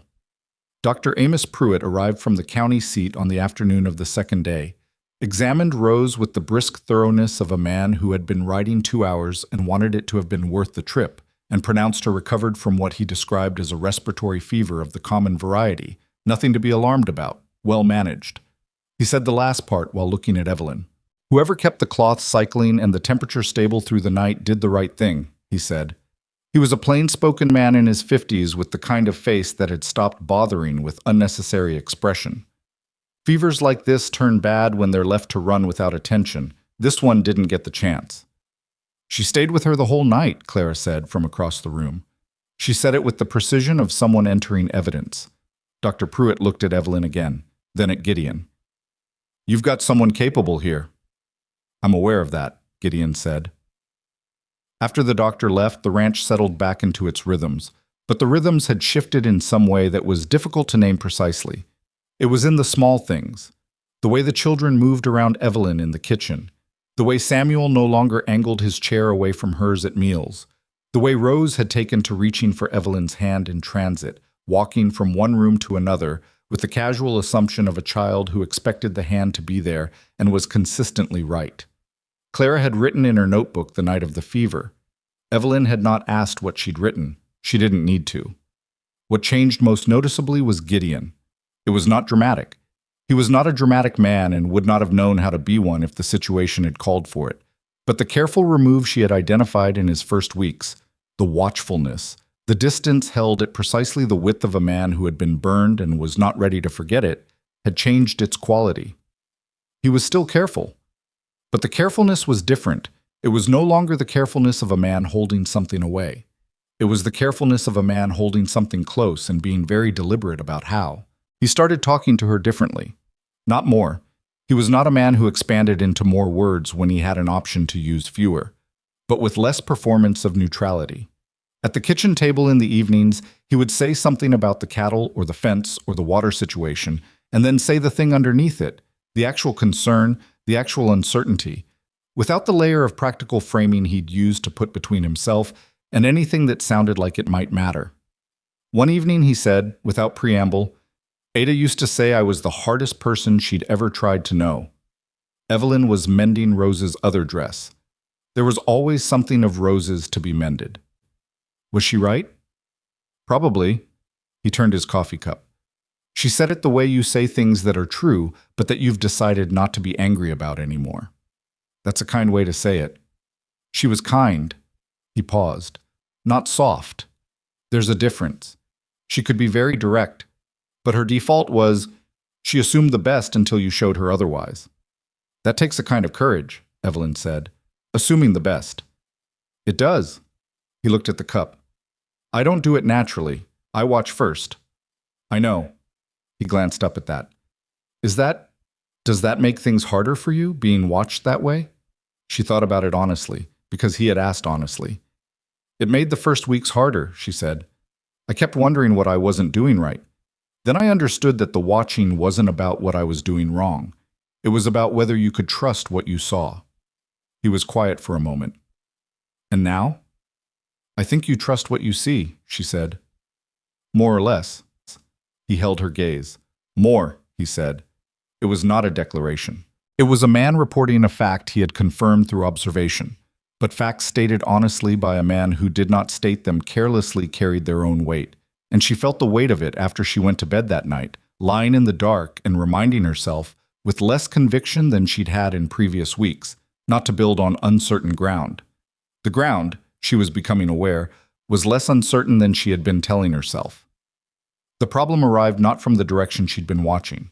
She had been keeping half an eye on Margaret Hollis, on the talk that moved through Red Mesa the way groundwater moved, invisible until it surfaced somewhere unexpected. She had expected Margaret to find another angle, another venue, another phrasing for the thing she kept trying to establish, that Evelyn was temporary, that the Mercer children were filling a gap with whatever was available, that an arrangement made through letters was not the same as a family. She had not expected the thing that actually came. It was Ruth Dancy who told her, on a Wednesday morning when Evelyn had come into town for thread and salt and found Ruth at the door of the boarding house with the expression of someone who had been waiting. Margaret Hollis is talking to people about Gideon's arrangement, Ruth said, dispensing with preamble in the way she always did. Not you specifically, the financial arrangement. Evelyn went still. What about it? She's suggesting that the ranch is in a worse position than Gideon lets on. That the only reason he brought in a mail order arrangement was because he couldn't afford to hire proper help. Ruth's expression did not change, but her voice had a particular flatness that Evelyn recognized as controlled anger. And she's suggesting that James Hollis might be interested in acquiring certain parcels of the Mercer land at a price that would help resolve those difficulties, if Gideon were to find himself in a position where he needed to resolve them. Evelyn heard this and said nothing for a moment. That's not concern, she said finally. That's leverage. That's what it is, Ruth agreed. Is the ranch in difficulty? Ruth hesitated, which was unusual for her. Gideon's careful with his money. He always has been. But losing Ada cost him a season's focus, and the year before last was dry, and there's a note on the eastern pasture purchase that comes due in the spring. She paused. He's managing. But Margaret Hollis has a talent for finding the places where managing and not managing are closest together. Evelyn walked back to the ranch with the salt and the thread and the information and decided, before she arrived, what she was going to do with it. She did not tell Gideon what Ruth had said. Not because she was keeping it from him. She was not, by disposition or by decision, a person who managed information on other people's behalf without their knowledge. But because she needed to understand the shape of the thing first. Needed to know what she was actually dealing with before she brought it to a man who was already carrying the memory of losing his wife, and the daily weight of 3 children, and the ongoing management of land that was his whole inheritance and life's work. She spent the following 2 days paying attention to the ledgers. She did not go looking for them. But they were on the kitchen shelf where Gideon kept them, and he was not a secretive man about his accounting. He had shown her the household portion in her first week, the part that related to domestic spending, and had not made a division that excluded her from the rest.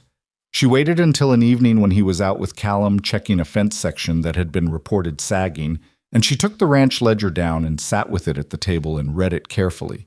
She had kept accounts for 3 years. She knew what she was looking at. The picture was not as dire as Margaret Hollis was suggesting, but it was not as comfortable as a man who did not talk about money might lead you to believe. The note on the eastern pasture was real and was due in March, which was 5 months away. The cattle operation was profitable but thin, enough margin to sustain the ranch in an average year, but not enough to absorb a bad one without consequence. Ada's medical care in her final months had cost more than Evelyn had anticipated, though she noted this without judgment because there was no version of that decision that was wrong. She was still at the table when Gideon came back. He saw the ledger and stopped. She did not close it or pretend she hadn't been reading it. Ruth told me Margaret Hollis is making noise about the ranch's finances, she said. I wanted to understand what she actually has to work with. He came in and closed the door and stood looking at her from across the room. His expression was complicated.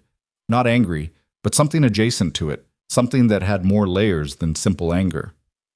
"You could have asked me," he said. "I could have," she agreed, "and I'm going to ask you now. But I wanted to read it myself first, so I wasn't asking blind." He sat down across from her. He looked at the ledger, then at her. "How bad does it look to you?" "The March note is the real concern. Everything else is manageable with a decent winter and a fair spring." She turned the ledger to face him. "But if the cattle market drops, or the spring is dry again, the margin gets thin enough that I can see why she thinks there's an opening." "She wants the eastern pasture," Gideon said. "It came out flat and certain, the way things come out when they've been thought over enough times to lose their edges. James Hollis has wanted that parcel since my father owned it. It borders their grazing land, and it would give them water access they don't have on the south side." "Does James Hollis actually want it, or does Margaret want him to want it?" Gideon looked at her. Something shifted in his face, the fractional movement of a man realizing someone has identified the right question. "Honestly," he said, "I don't think James Hollis wants much of anything anymore. He does what Margaret points him at." "Then this is Margaret's project. Always has been." He put his hands flat on the table.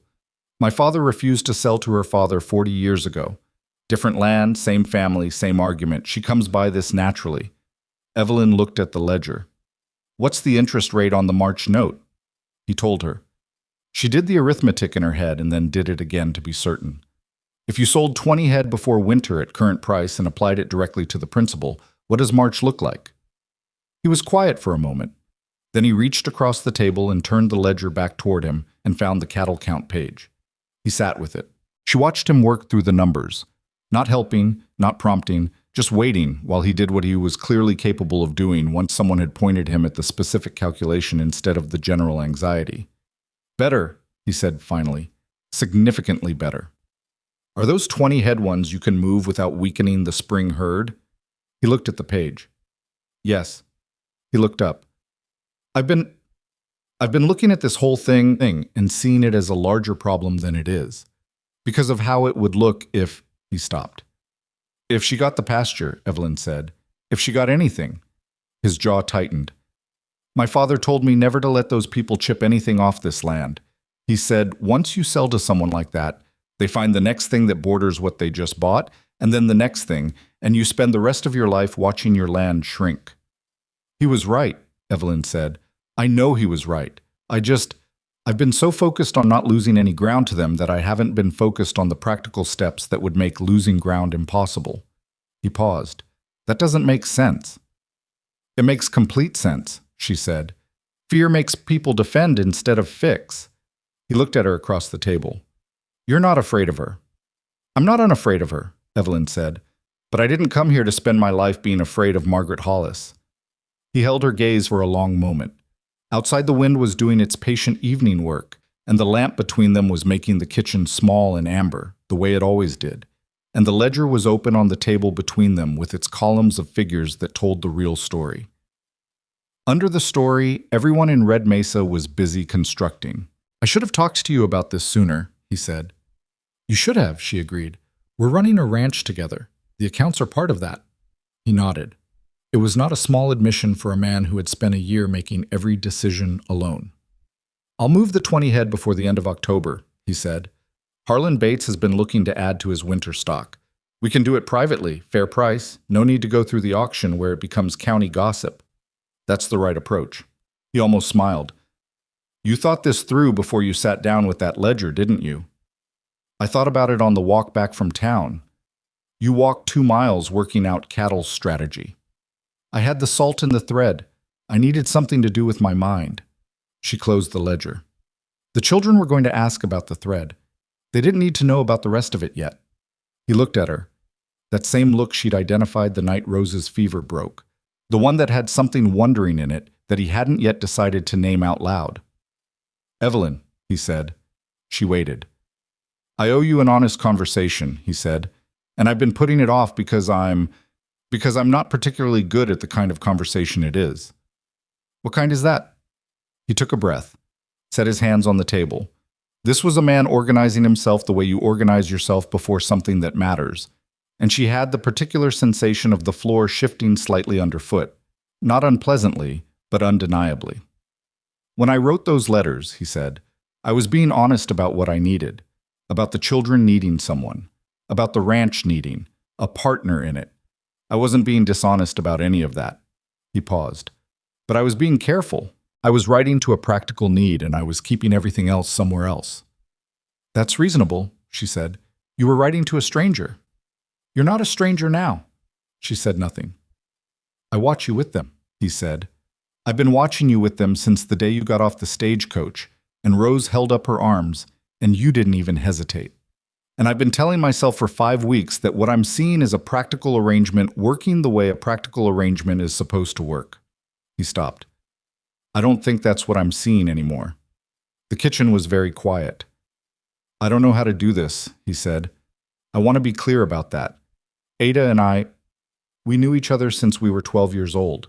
I never had to start from the beginning with anyone. I don't know how to say that I want to stay at this table for the rest of my life, that I want to watch you sit across from me and argue with ledgers, that I want the children to keep looking at you the way they look at you, and I don't know how to say that without it sounding like I'm talking about a practical arrangement again. He paused. I'm not talking about a practical arrangement, she breathed. I know, she said. He looked at her with the naked attention of a man who had said the most honest thing he knew how to say and was now waiting to see what it cost him. I'm not... She stopped, started again. I have spent 4 years telling myself that the thing I wanted most was behind a door that closed and wasn't going to open again, that what I had to do was find the life that was actually available to me and be grateful for it. She looked at the table. I was grateful for this, from the beginning, for the children and the work and the purpose of it. I told myself that was enough, that the other thing, the rest of it, was something I needed to want less. And now, he said, it was the same question he had asked about the watching 2 weeks ago, the question he kept asking because he needed to know where the ground was. She looked up at him. I don't want it less. The lamp between them was steady. Outside the wind. Inside the house, the 3 children sleeping. Clara with her notebook on the nightstand. Samuel with his architectural drawing folded in a pocket. Rose with the ribbon from her braid lying on the pillow beside her because she had refused to let Evelyn take it off before bed. I'm not going to be Ada, Evelyn said. I need you to understand that. Not as a warning, just as the truth. I'm going to be who I am, and who I am is different from her, and the children are going to feel that difference. I'm not going to pretend it doesn't matter. I don't want you to be Ada, he said. She's theirs. She's always going to be theirs. What they need now is you. He held her gaze. What I'm asking you, what I want to ask you, if you're willing, is whether you want this to be real. Not an arrangement, not a practical situation, real. She thought about Douglas and his civility. She thought about the letter agency office in Columbus, where she had sat across from a man with a mustache and filled out a form that described her in terms of her skills and her background and her availability, and had not said anything, because there was no box for it on the form, about what she actually was, or what she was actually capable of, or what she would do, if given the chance, with a 3-year-old who held up her arms, and a 6-year-old who showed her where the cups went, and an 8-year-old who read her 3 paragraphs about a scar on a thumb. She thought about arriving in Red Mesa in the pushing wind with her leather bag and her photograph and her secret held tight against her ribs, and Margaret Hollis saying it loud enough for the square to hear. And she thought about Gideon Mercer, who had said it doesn't change things, and meant it, who had stood in that store with his ruined hat and told her that what mattered was showing up, and had then watched her for 5 weeks to see if it was true, and had come to the conclusion that it was. Yes, she said. He reached across the table and covered her hand with his. He didn't say anything else. There was nothing else that needed to be said right now, and he was a man who understood that. They sat like that for a moment, 2 careful people who had arrived at something neither of them had planned and both of them had needed, across a table with a ranch ledger on it and a lamp that made everything amber and small. Then Evelyn said, "You still need to move those 20 head before October ends." He laughed. A real one, unguarded, the kind that probably involved a sound his children would have teased him for if they'd been awake to hear it. "I know," he said. The proposal, the real one, the one that was not an arrangement, came on a Sunday morning 2 weeks later. It was unremarkable in its setting. That was one of the things Evelyn would remember about it.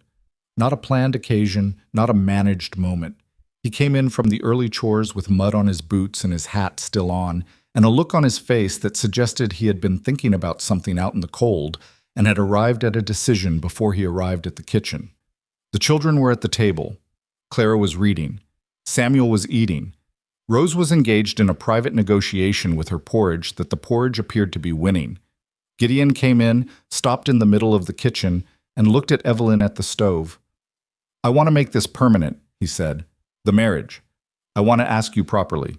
I should do it properly." Clara looked up from her book. Samuel put down his spoon. Rose looked up from the porridge and said, "What's permanent?"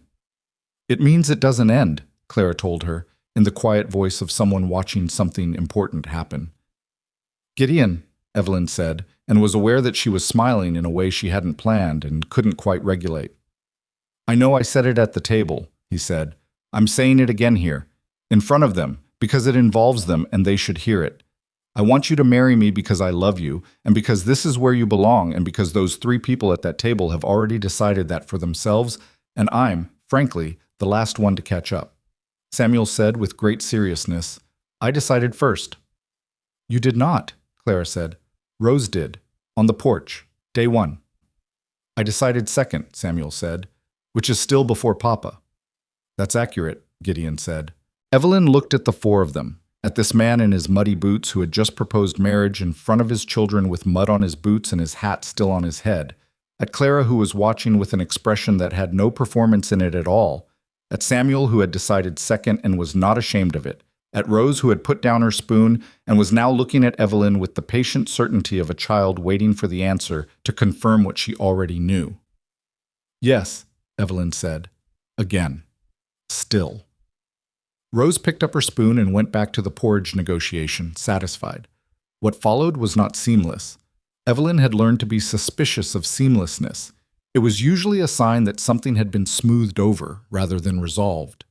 What followed was real, which meant it had friction in it. There was the day Clara came home from school, red-eyed and wordless, because Hannah Crane had repeated something her mother had said. Something about how the Mercer children's new mother wasn't actually a mother at all. Not in the real way. And Clara had held herself together until she got to the ranch, and then had come apart in the kitchen with the particular completeness of a child who had been holding something too large for too long. Evelyn sat with her on the kitchen floor, not because the floor was an appropriate place to sit, but because that was where Clara had ended up, and moving her seemed beside the point, and held her, and didn't say anything consoling, and didn't say anything that diminished what had been said to her. She just stayed. When Clara was finished, she sat up and wiped her face with her sleeve and said, "I know it's not true." "I know you know," Evelyn said. Sometimes knowing something and feeling it are different." "They're always different," Evelyn said. "Knowing and feeling are 2 separate things, and sometimes they catch up to each other, and sometimes they don't, and you have to carry both." Clara looked at her. "Is that what you do? With the thing about—" She stopped, careful. "With not being able to have children of my own," Evelyn said, because Clara had been careful, and she didn't need to be. "Yes. Some days the know and the feeling are in the same place, and some days they're not. I carry both." Clara nodded slowly, the way you nod when you've heard something that tells you more about the person saying it than the words themselves do. "Okay," she said. "I'm going to write it down." "Which part?" "The part you just said, about knowing and feeling." She stood up and straightened her dress with the automatic gesture of someone resuming normal operation. "It's useful. I want to have it later." There was also the conversation with Samuel, which came unexpectedly and in an unexpected place.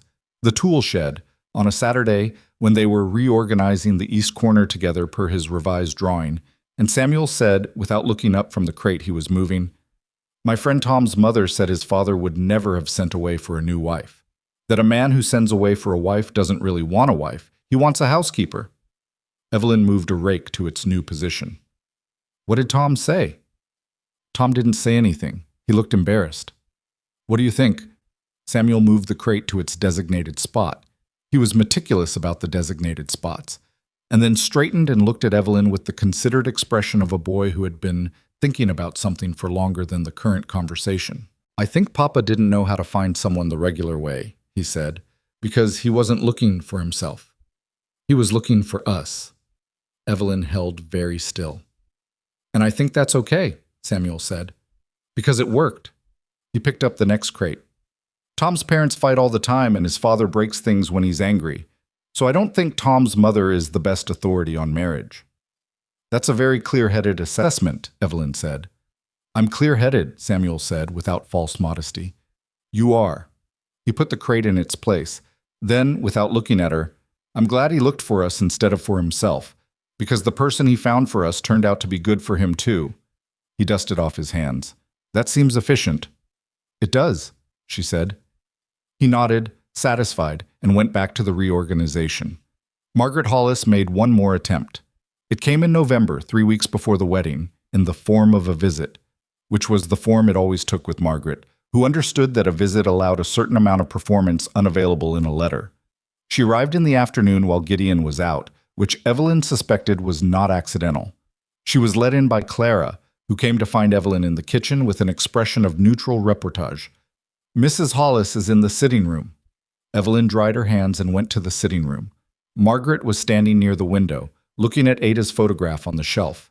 She turned when Evelyn came in with the practiced grace of a woman who had been appearing composed in other people's rooms for 30 years. I heard the news, Margaret said. Congratulations are in order, I suppose. Thank you, Evelyn said. Margaret looked around the room, a comprehensive, assessing look that took in the small changes Evelyn had made over 3 months.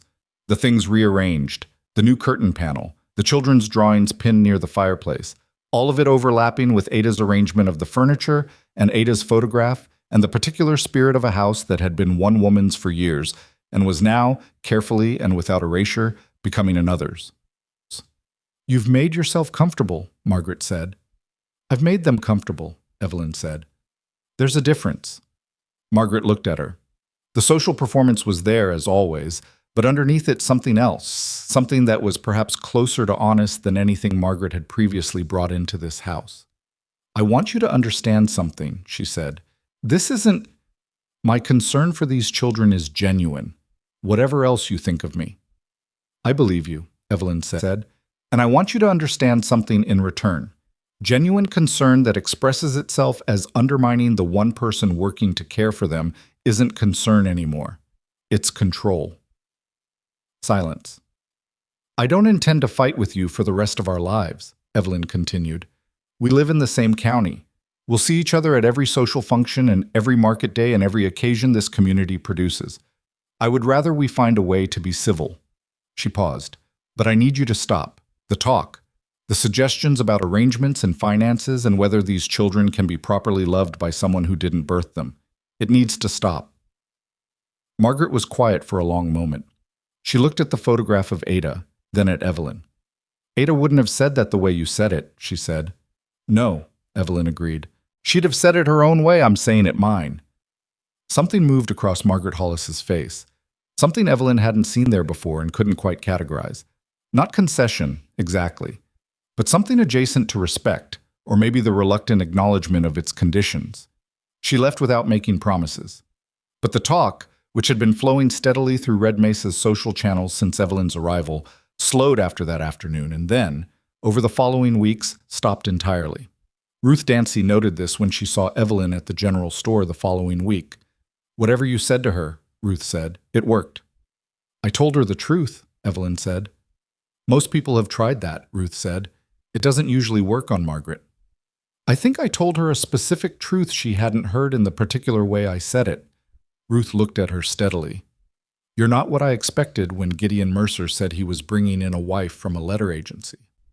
What did you expect? Someone more, Ruth paused, searching. Someone more apologetic. Women who come in through arrangements tend to be grateful to the point of quiet, like they're aware they have a debt, and it shapes how they move through every room.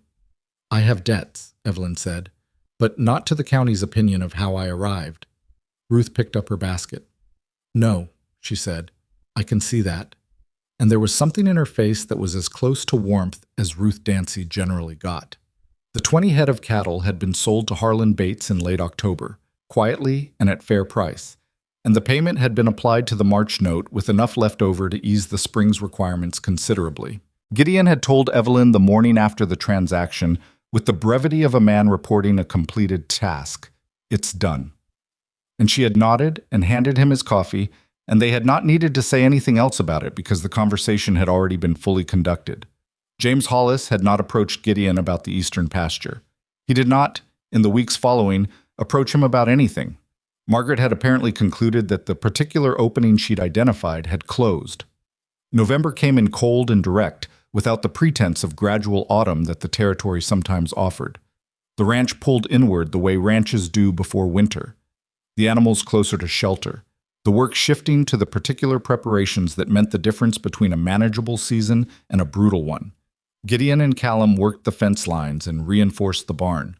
Evelyn and the children laid in the kitchen stores and sealed the window frames and prepared the things that needed preparing. Clara turned 9 in November, and Evelyn made her a cake and gave her a new notebook. Not as a replacement for the old one, she was careful to say, but as a companion to it. And Clara held it for a long moment with the expression of someone handling something valuable before she said, very quietly, "Thank you, Evelyn," with the name said the same way it had been said the night after the fever, with everything it had come to mean compressed inside it. The wedding was small, which was what both of them wanted. It was held at the ranch on a Saturday in December, 2 weeks before Christmas, with Ruth Dancy and Harlan Bates as witnesses and the children as the only other attendees. There was no ceremony beyond the county clerk's brief official requirements. The clerk, a man named Dodds, who had the cheerful efficiency of someone who did this regularly and still found it pleasant, asked them the relevant questions, and they answered, and it was done. After Dodds left, Clara said, "Is that it?" "That's it," Gideon said. "It seemed shorter than I expected." "Did you want it longer?" Samuel asked. "No," Clara said. "I just thought there'd be more." She gestured vaguely. "More ceremony," Evelyn said. "Yes." Evelyn looked at the 3 children in their good clothes in the kitchen of the ranch that was now, in every sense that mattered, also hers. At Rose, who was spinning in small circles because spinning was how she processed the formality of the occasion. At Samuel, who was attempting to look dignified and mostly succeeding. At Clara, who was watching everything with her writer's attention, already filing it away. "We could make it longer," Evelyn said. "Each of you say one thing, whatever you want." Rose stopped spinning. "Me first," she said, with the authority of someone claiming the floor before anyone else can. "Go ahead," Gideon said. Rose thought about it with great seriousness. Then she said, "I'm glad you didn't leave."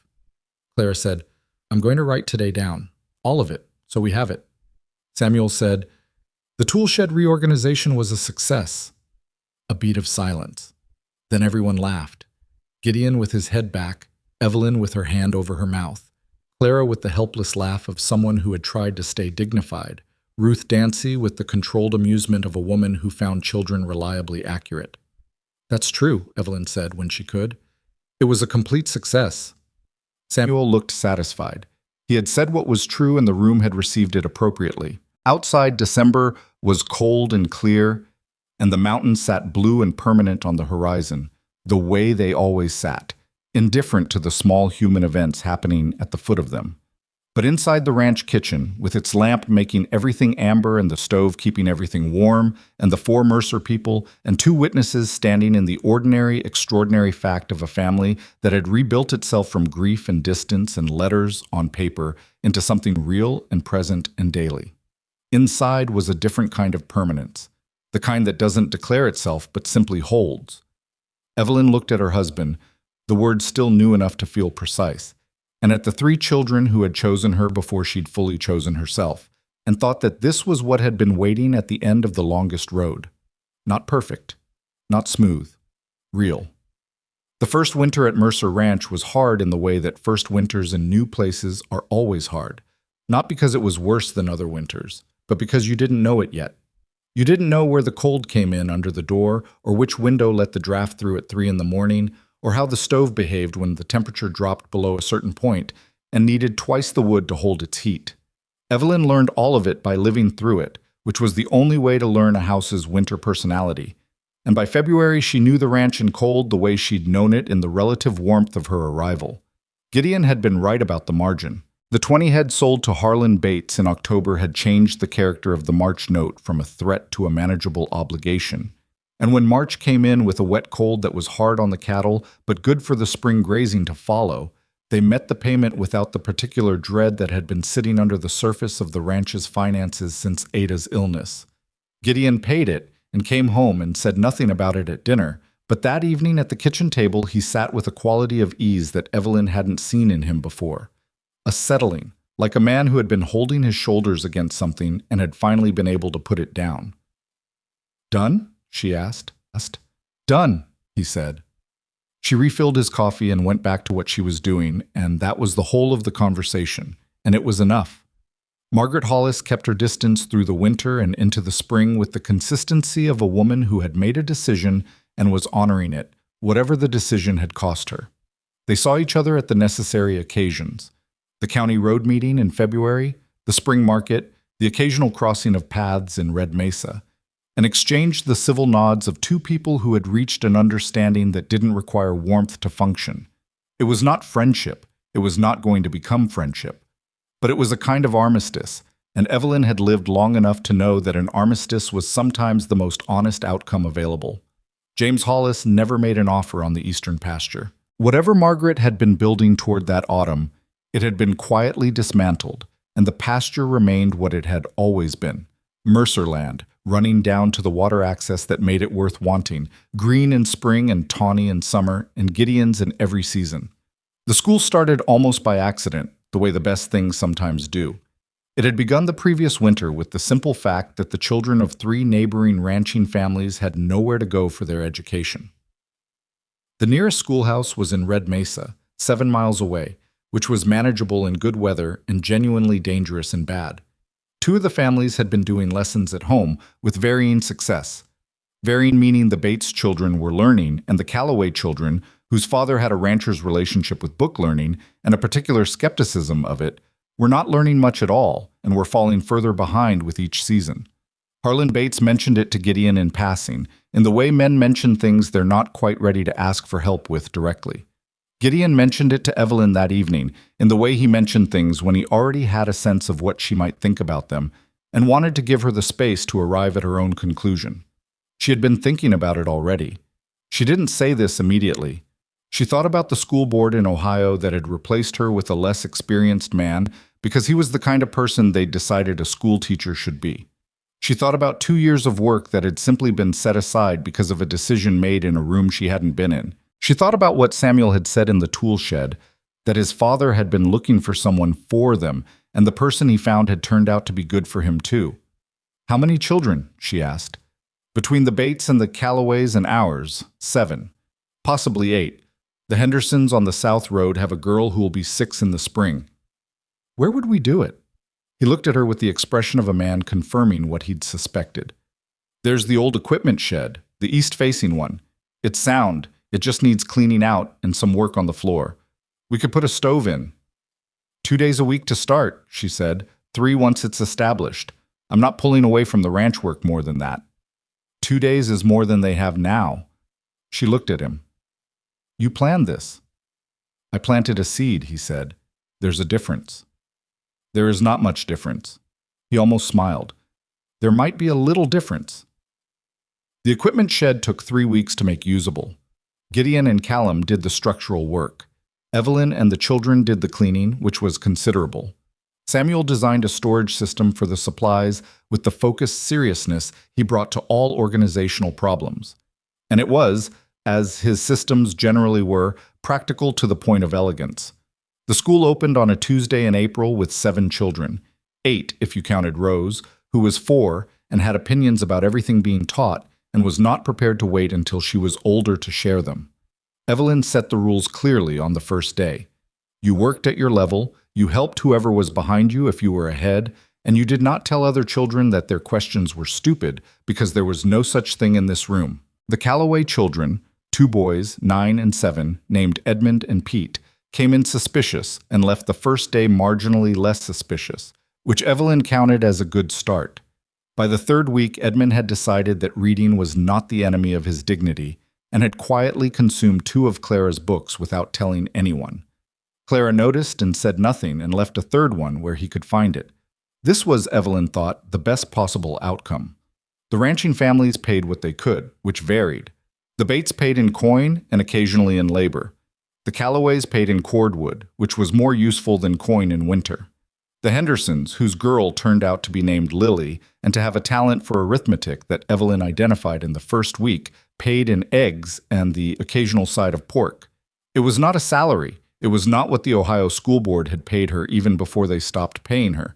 But it was real work that produced real results and was freely given and freely received, and she had learned by now that those conditions were not something to take lightly. Clara turned 10 in November of that year and received, as she had the previous year, a new notebook. She now had 4, the original, which was nearly full, and 3 successors, each begun when the previous was finished. She had started writing things other than memories. She was writing stories. Small ones at first, then longer, then one that went on for 30 pages that she showed Evelyn on a Wednesday afternoon in December with the combination of pride and terror that attaches to work that matters. Evelyn read it that evening after the children were in bed. It was the story of a woman who arrived somewhere new and didn't know if she was wanted and learned, slowly, that wanting and being wanted were things that happened together rather than in sequence. It was told in the voice of a girl watching, which was accurate to Clara's experience and made it both more specific and more true. It was uneven in places. In 2 or 3 places, it was exactly right in the way that early good writing is sometimes exactly right, arriving at precision by instinct rather than craft, which was its own kind of gift. She told Clara this the next morning without softening it in either direction. "The middle section loses the thread for about 4 pages, she said. You were working something out and you let the working out show too much. Tighten it. Cut what's decoration."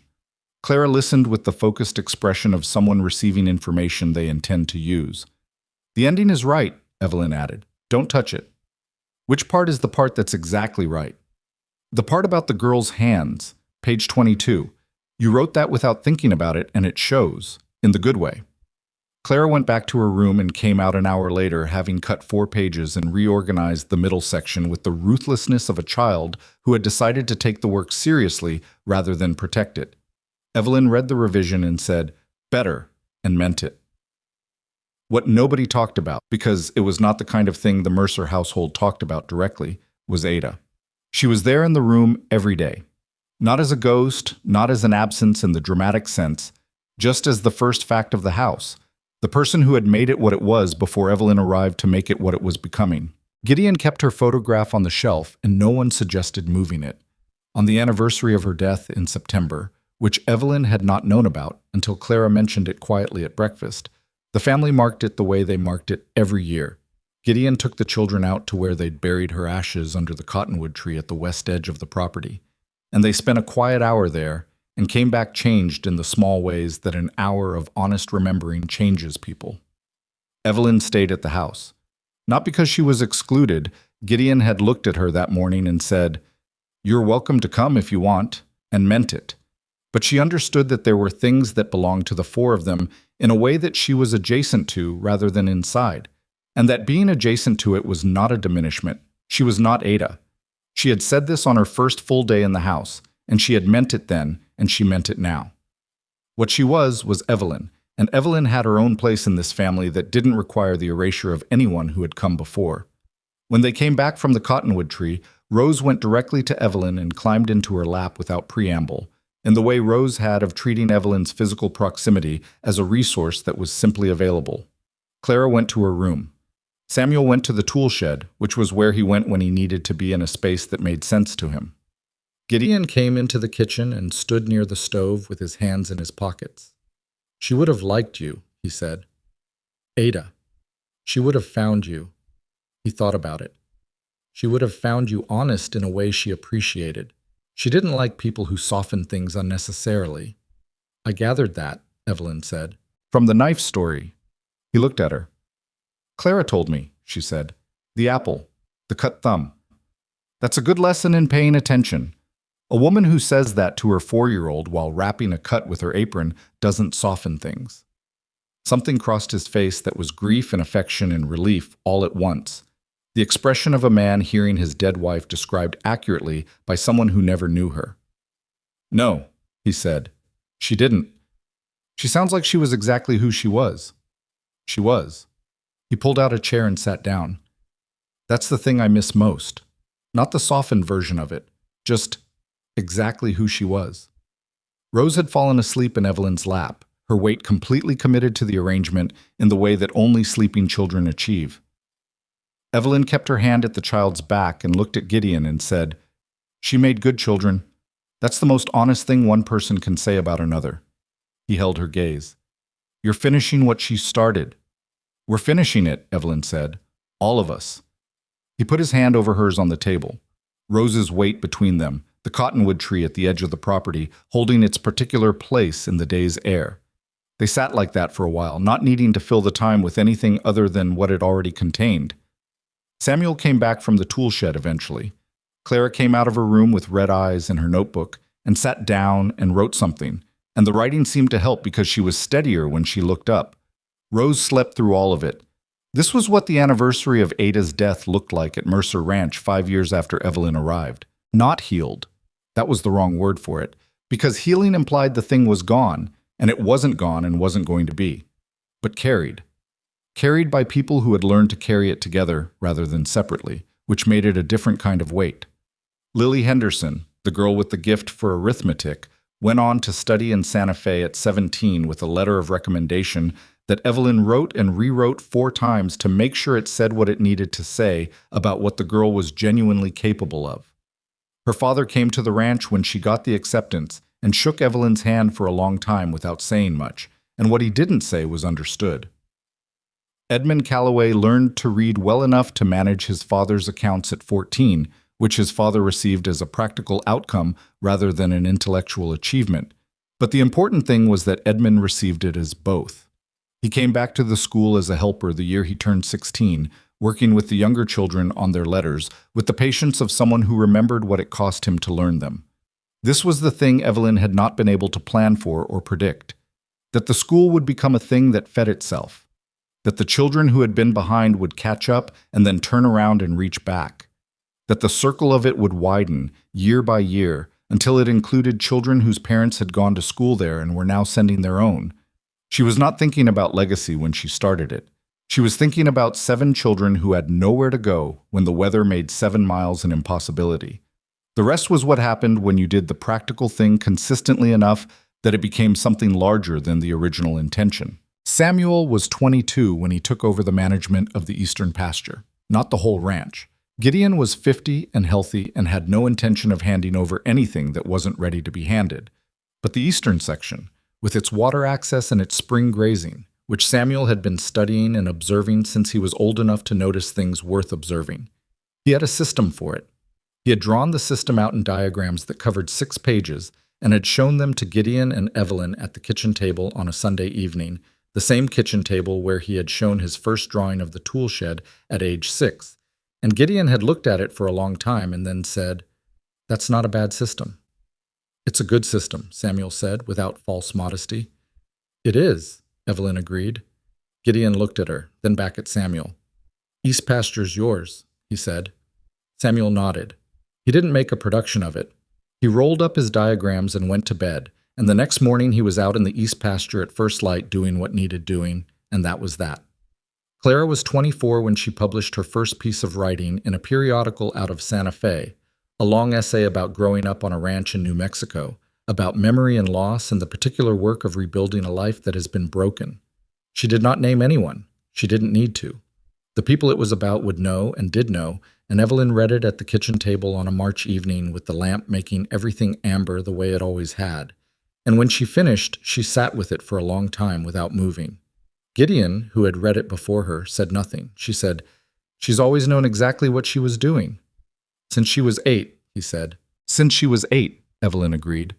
She thought about 34 pages, about a child writing down her mother's hands because she was afraid of forgetting, about the courage of that and how it had grown into this, into a woman who wrote honestly about the hard things and trusted that honest writing was a gift rather than a burden to the people it was about.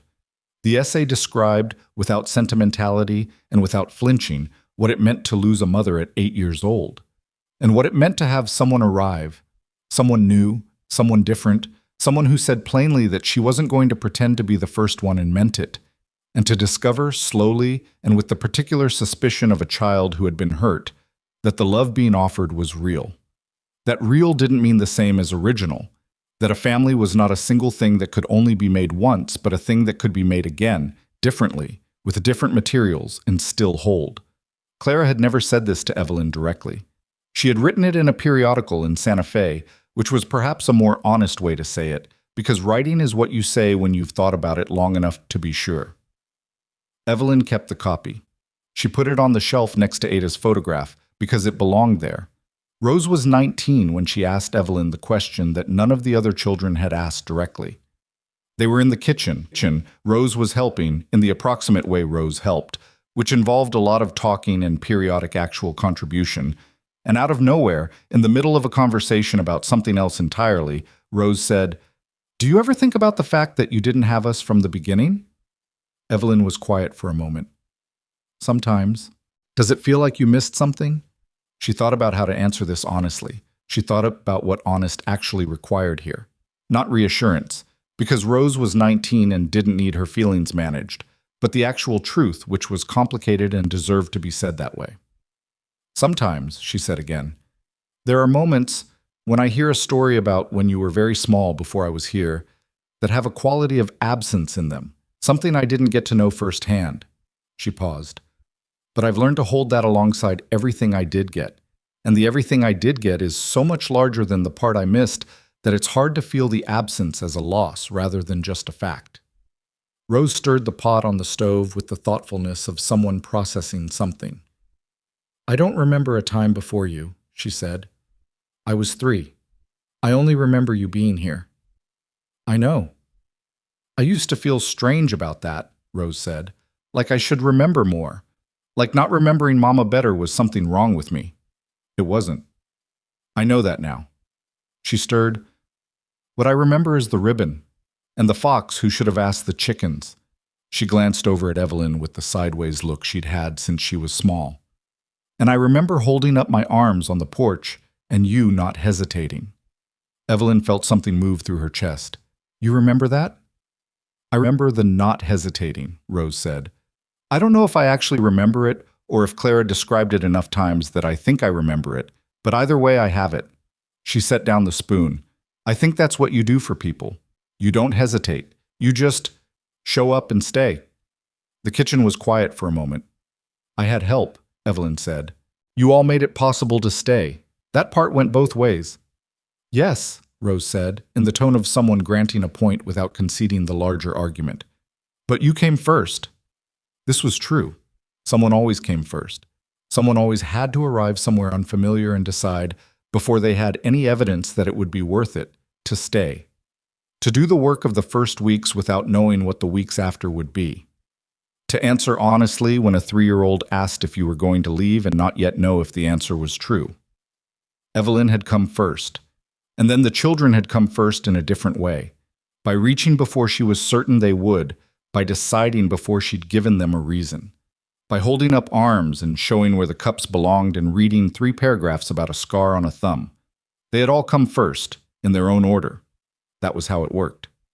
Gideon was 63 when his knees finally conceded the argument they'd been having with ranch work for a decade, and he handed the daily operations to Samuel with the mix of relief and reluctance that men feel when they pass something they built to someone capable of continuing it. He still went out to the east pasture most mornings. Samuel had learned to let him, understanding that the going out was not about the work anymore, but about the being there, the presence in a place that had been his father's life and was now also his. On a September evening in their 19th year of marriage, Evelyn and Gideon sat on the porch after dinner in the way they had taken to sitting in the evenings when the weather allowed, side by side, not always talking, watching the light change over the mountains, the way light changed over mountains, slowly and then all at once. "I've been thinking about what you said," Gideon said. "Which thing?" "When you first got here, the first night." He turned his cup in his hands. "You said you'd been told you couldn't have children, and I said that's not a problem. I already have 3 who need someone." I remember. I want you to know that what I said was right, he said. Not as a comfort, as a fact that I've had 19 years to verify. He looked at her. You're the mother of those children. In every way that is actually real, you are their mother. And what I said to you in that store in Red Mesa, that didn't change anything, that didn't require anything from you that you hadn't already given just by showing up, was the truest thing I've ever said. She held his gaze. 19 years. She knew his face the way you know a landscape you've been living inside. Not as something you observe, but as something you inhabit, something that is simply the world around you. I know, she said. I know you know, he said. I wanted to say it anyway. The mountains held their distance and their permanence. The east pasture was Samuel's to manage. Clara's writing was in periodicals and would, someday, be in books.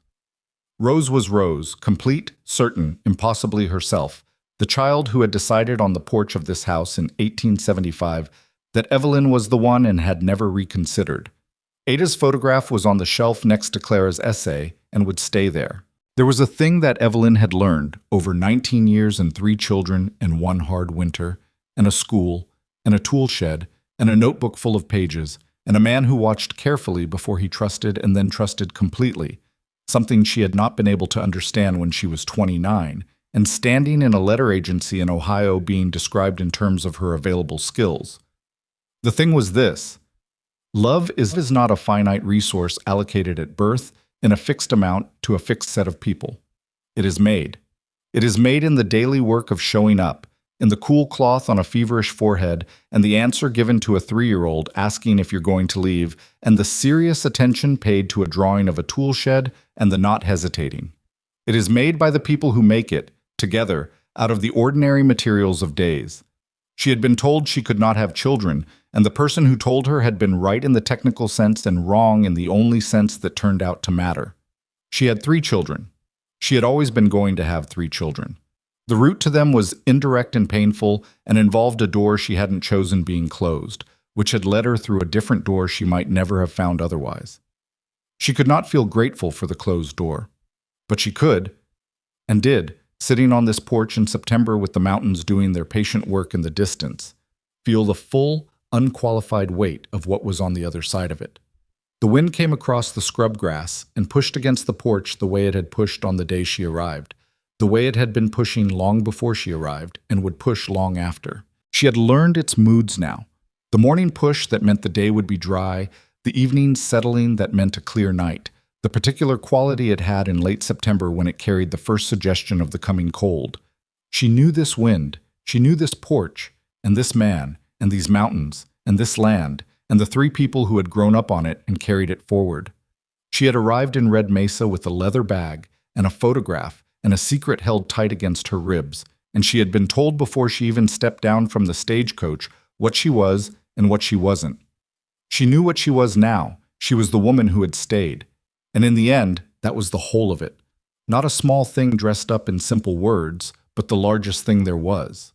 The willingness to arrive somewhere unknown and find, against the odds and through the friction and past all the voices that said you didn't belong, that the staying itself was what made you belong. That belonging was not a gift someone gave you. It was the thing you built, day by day, in the space between showing up and staying. She had built it. They all had. And it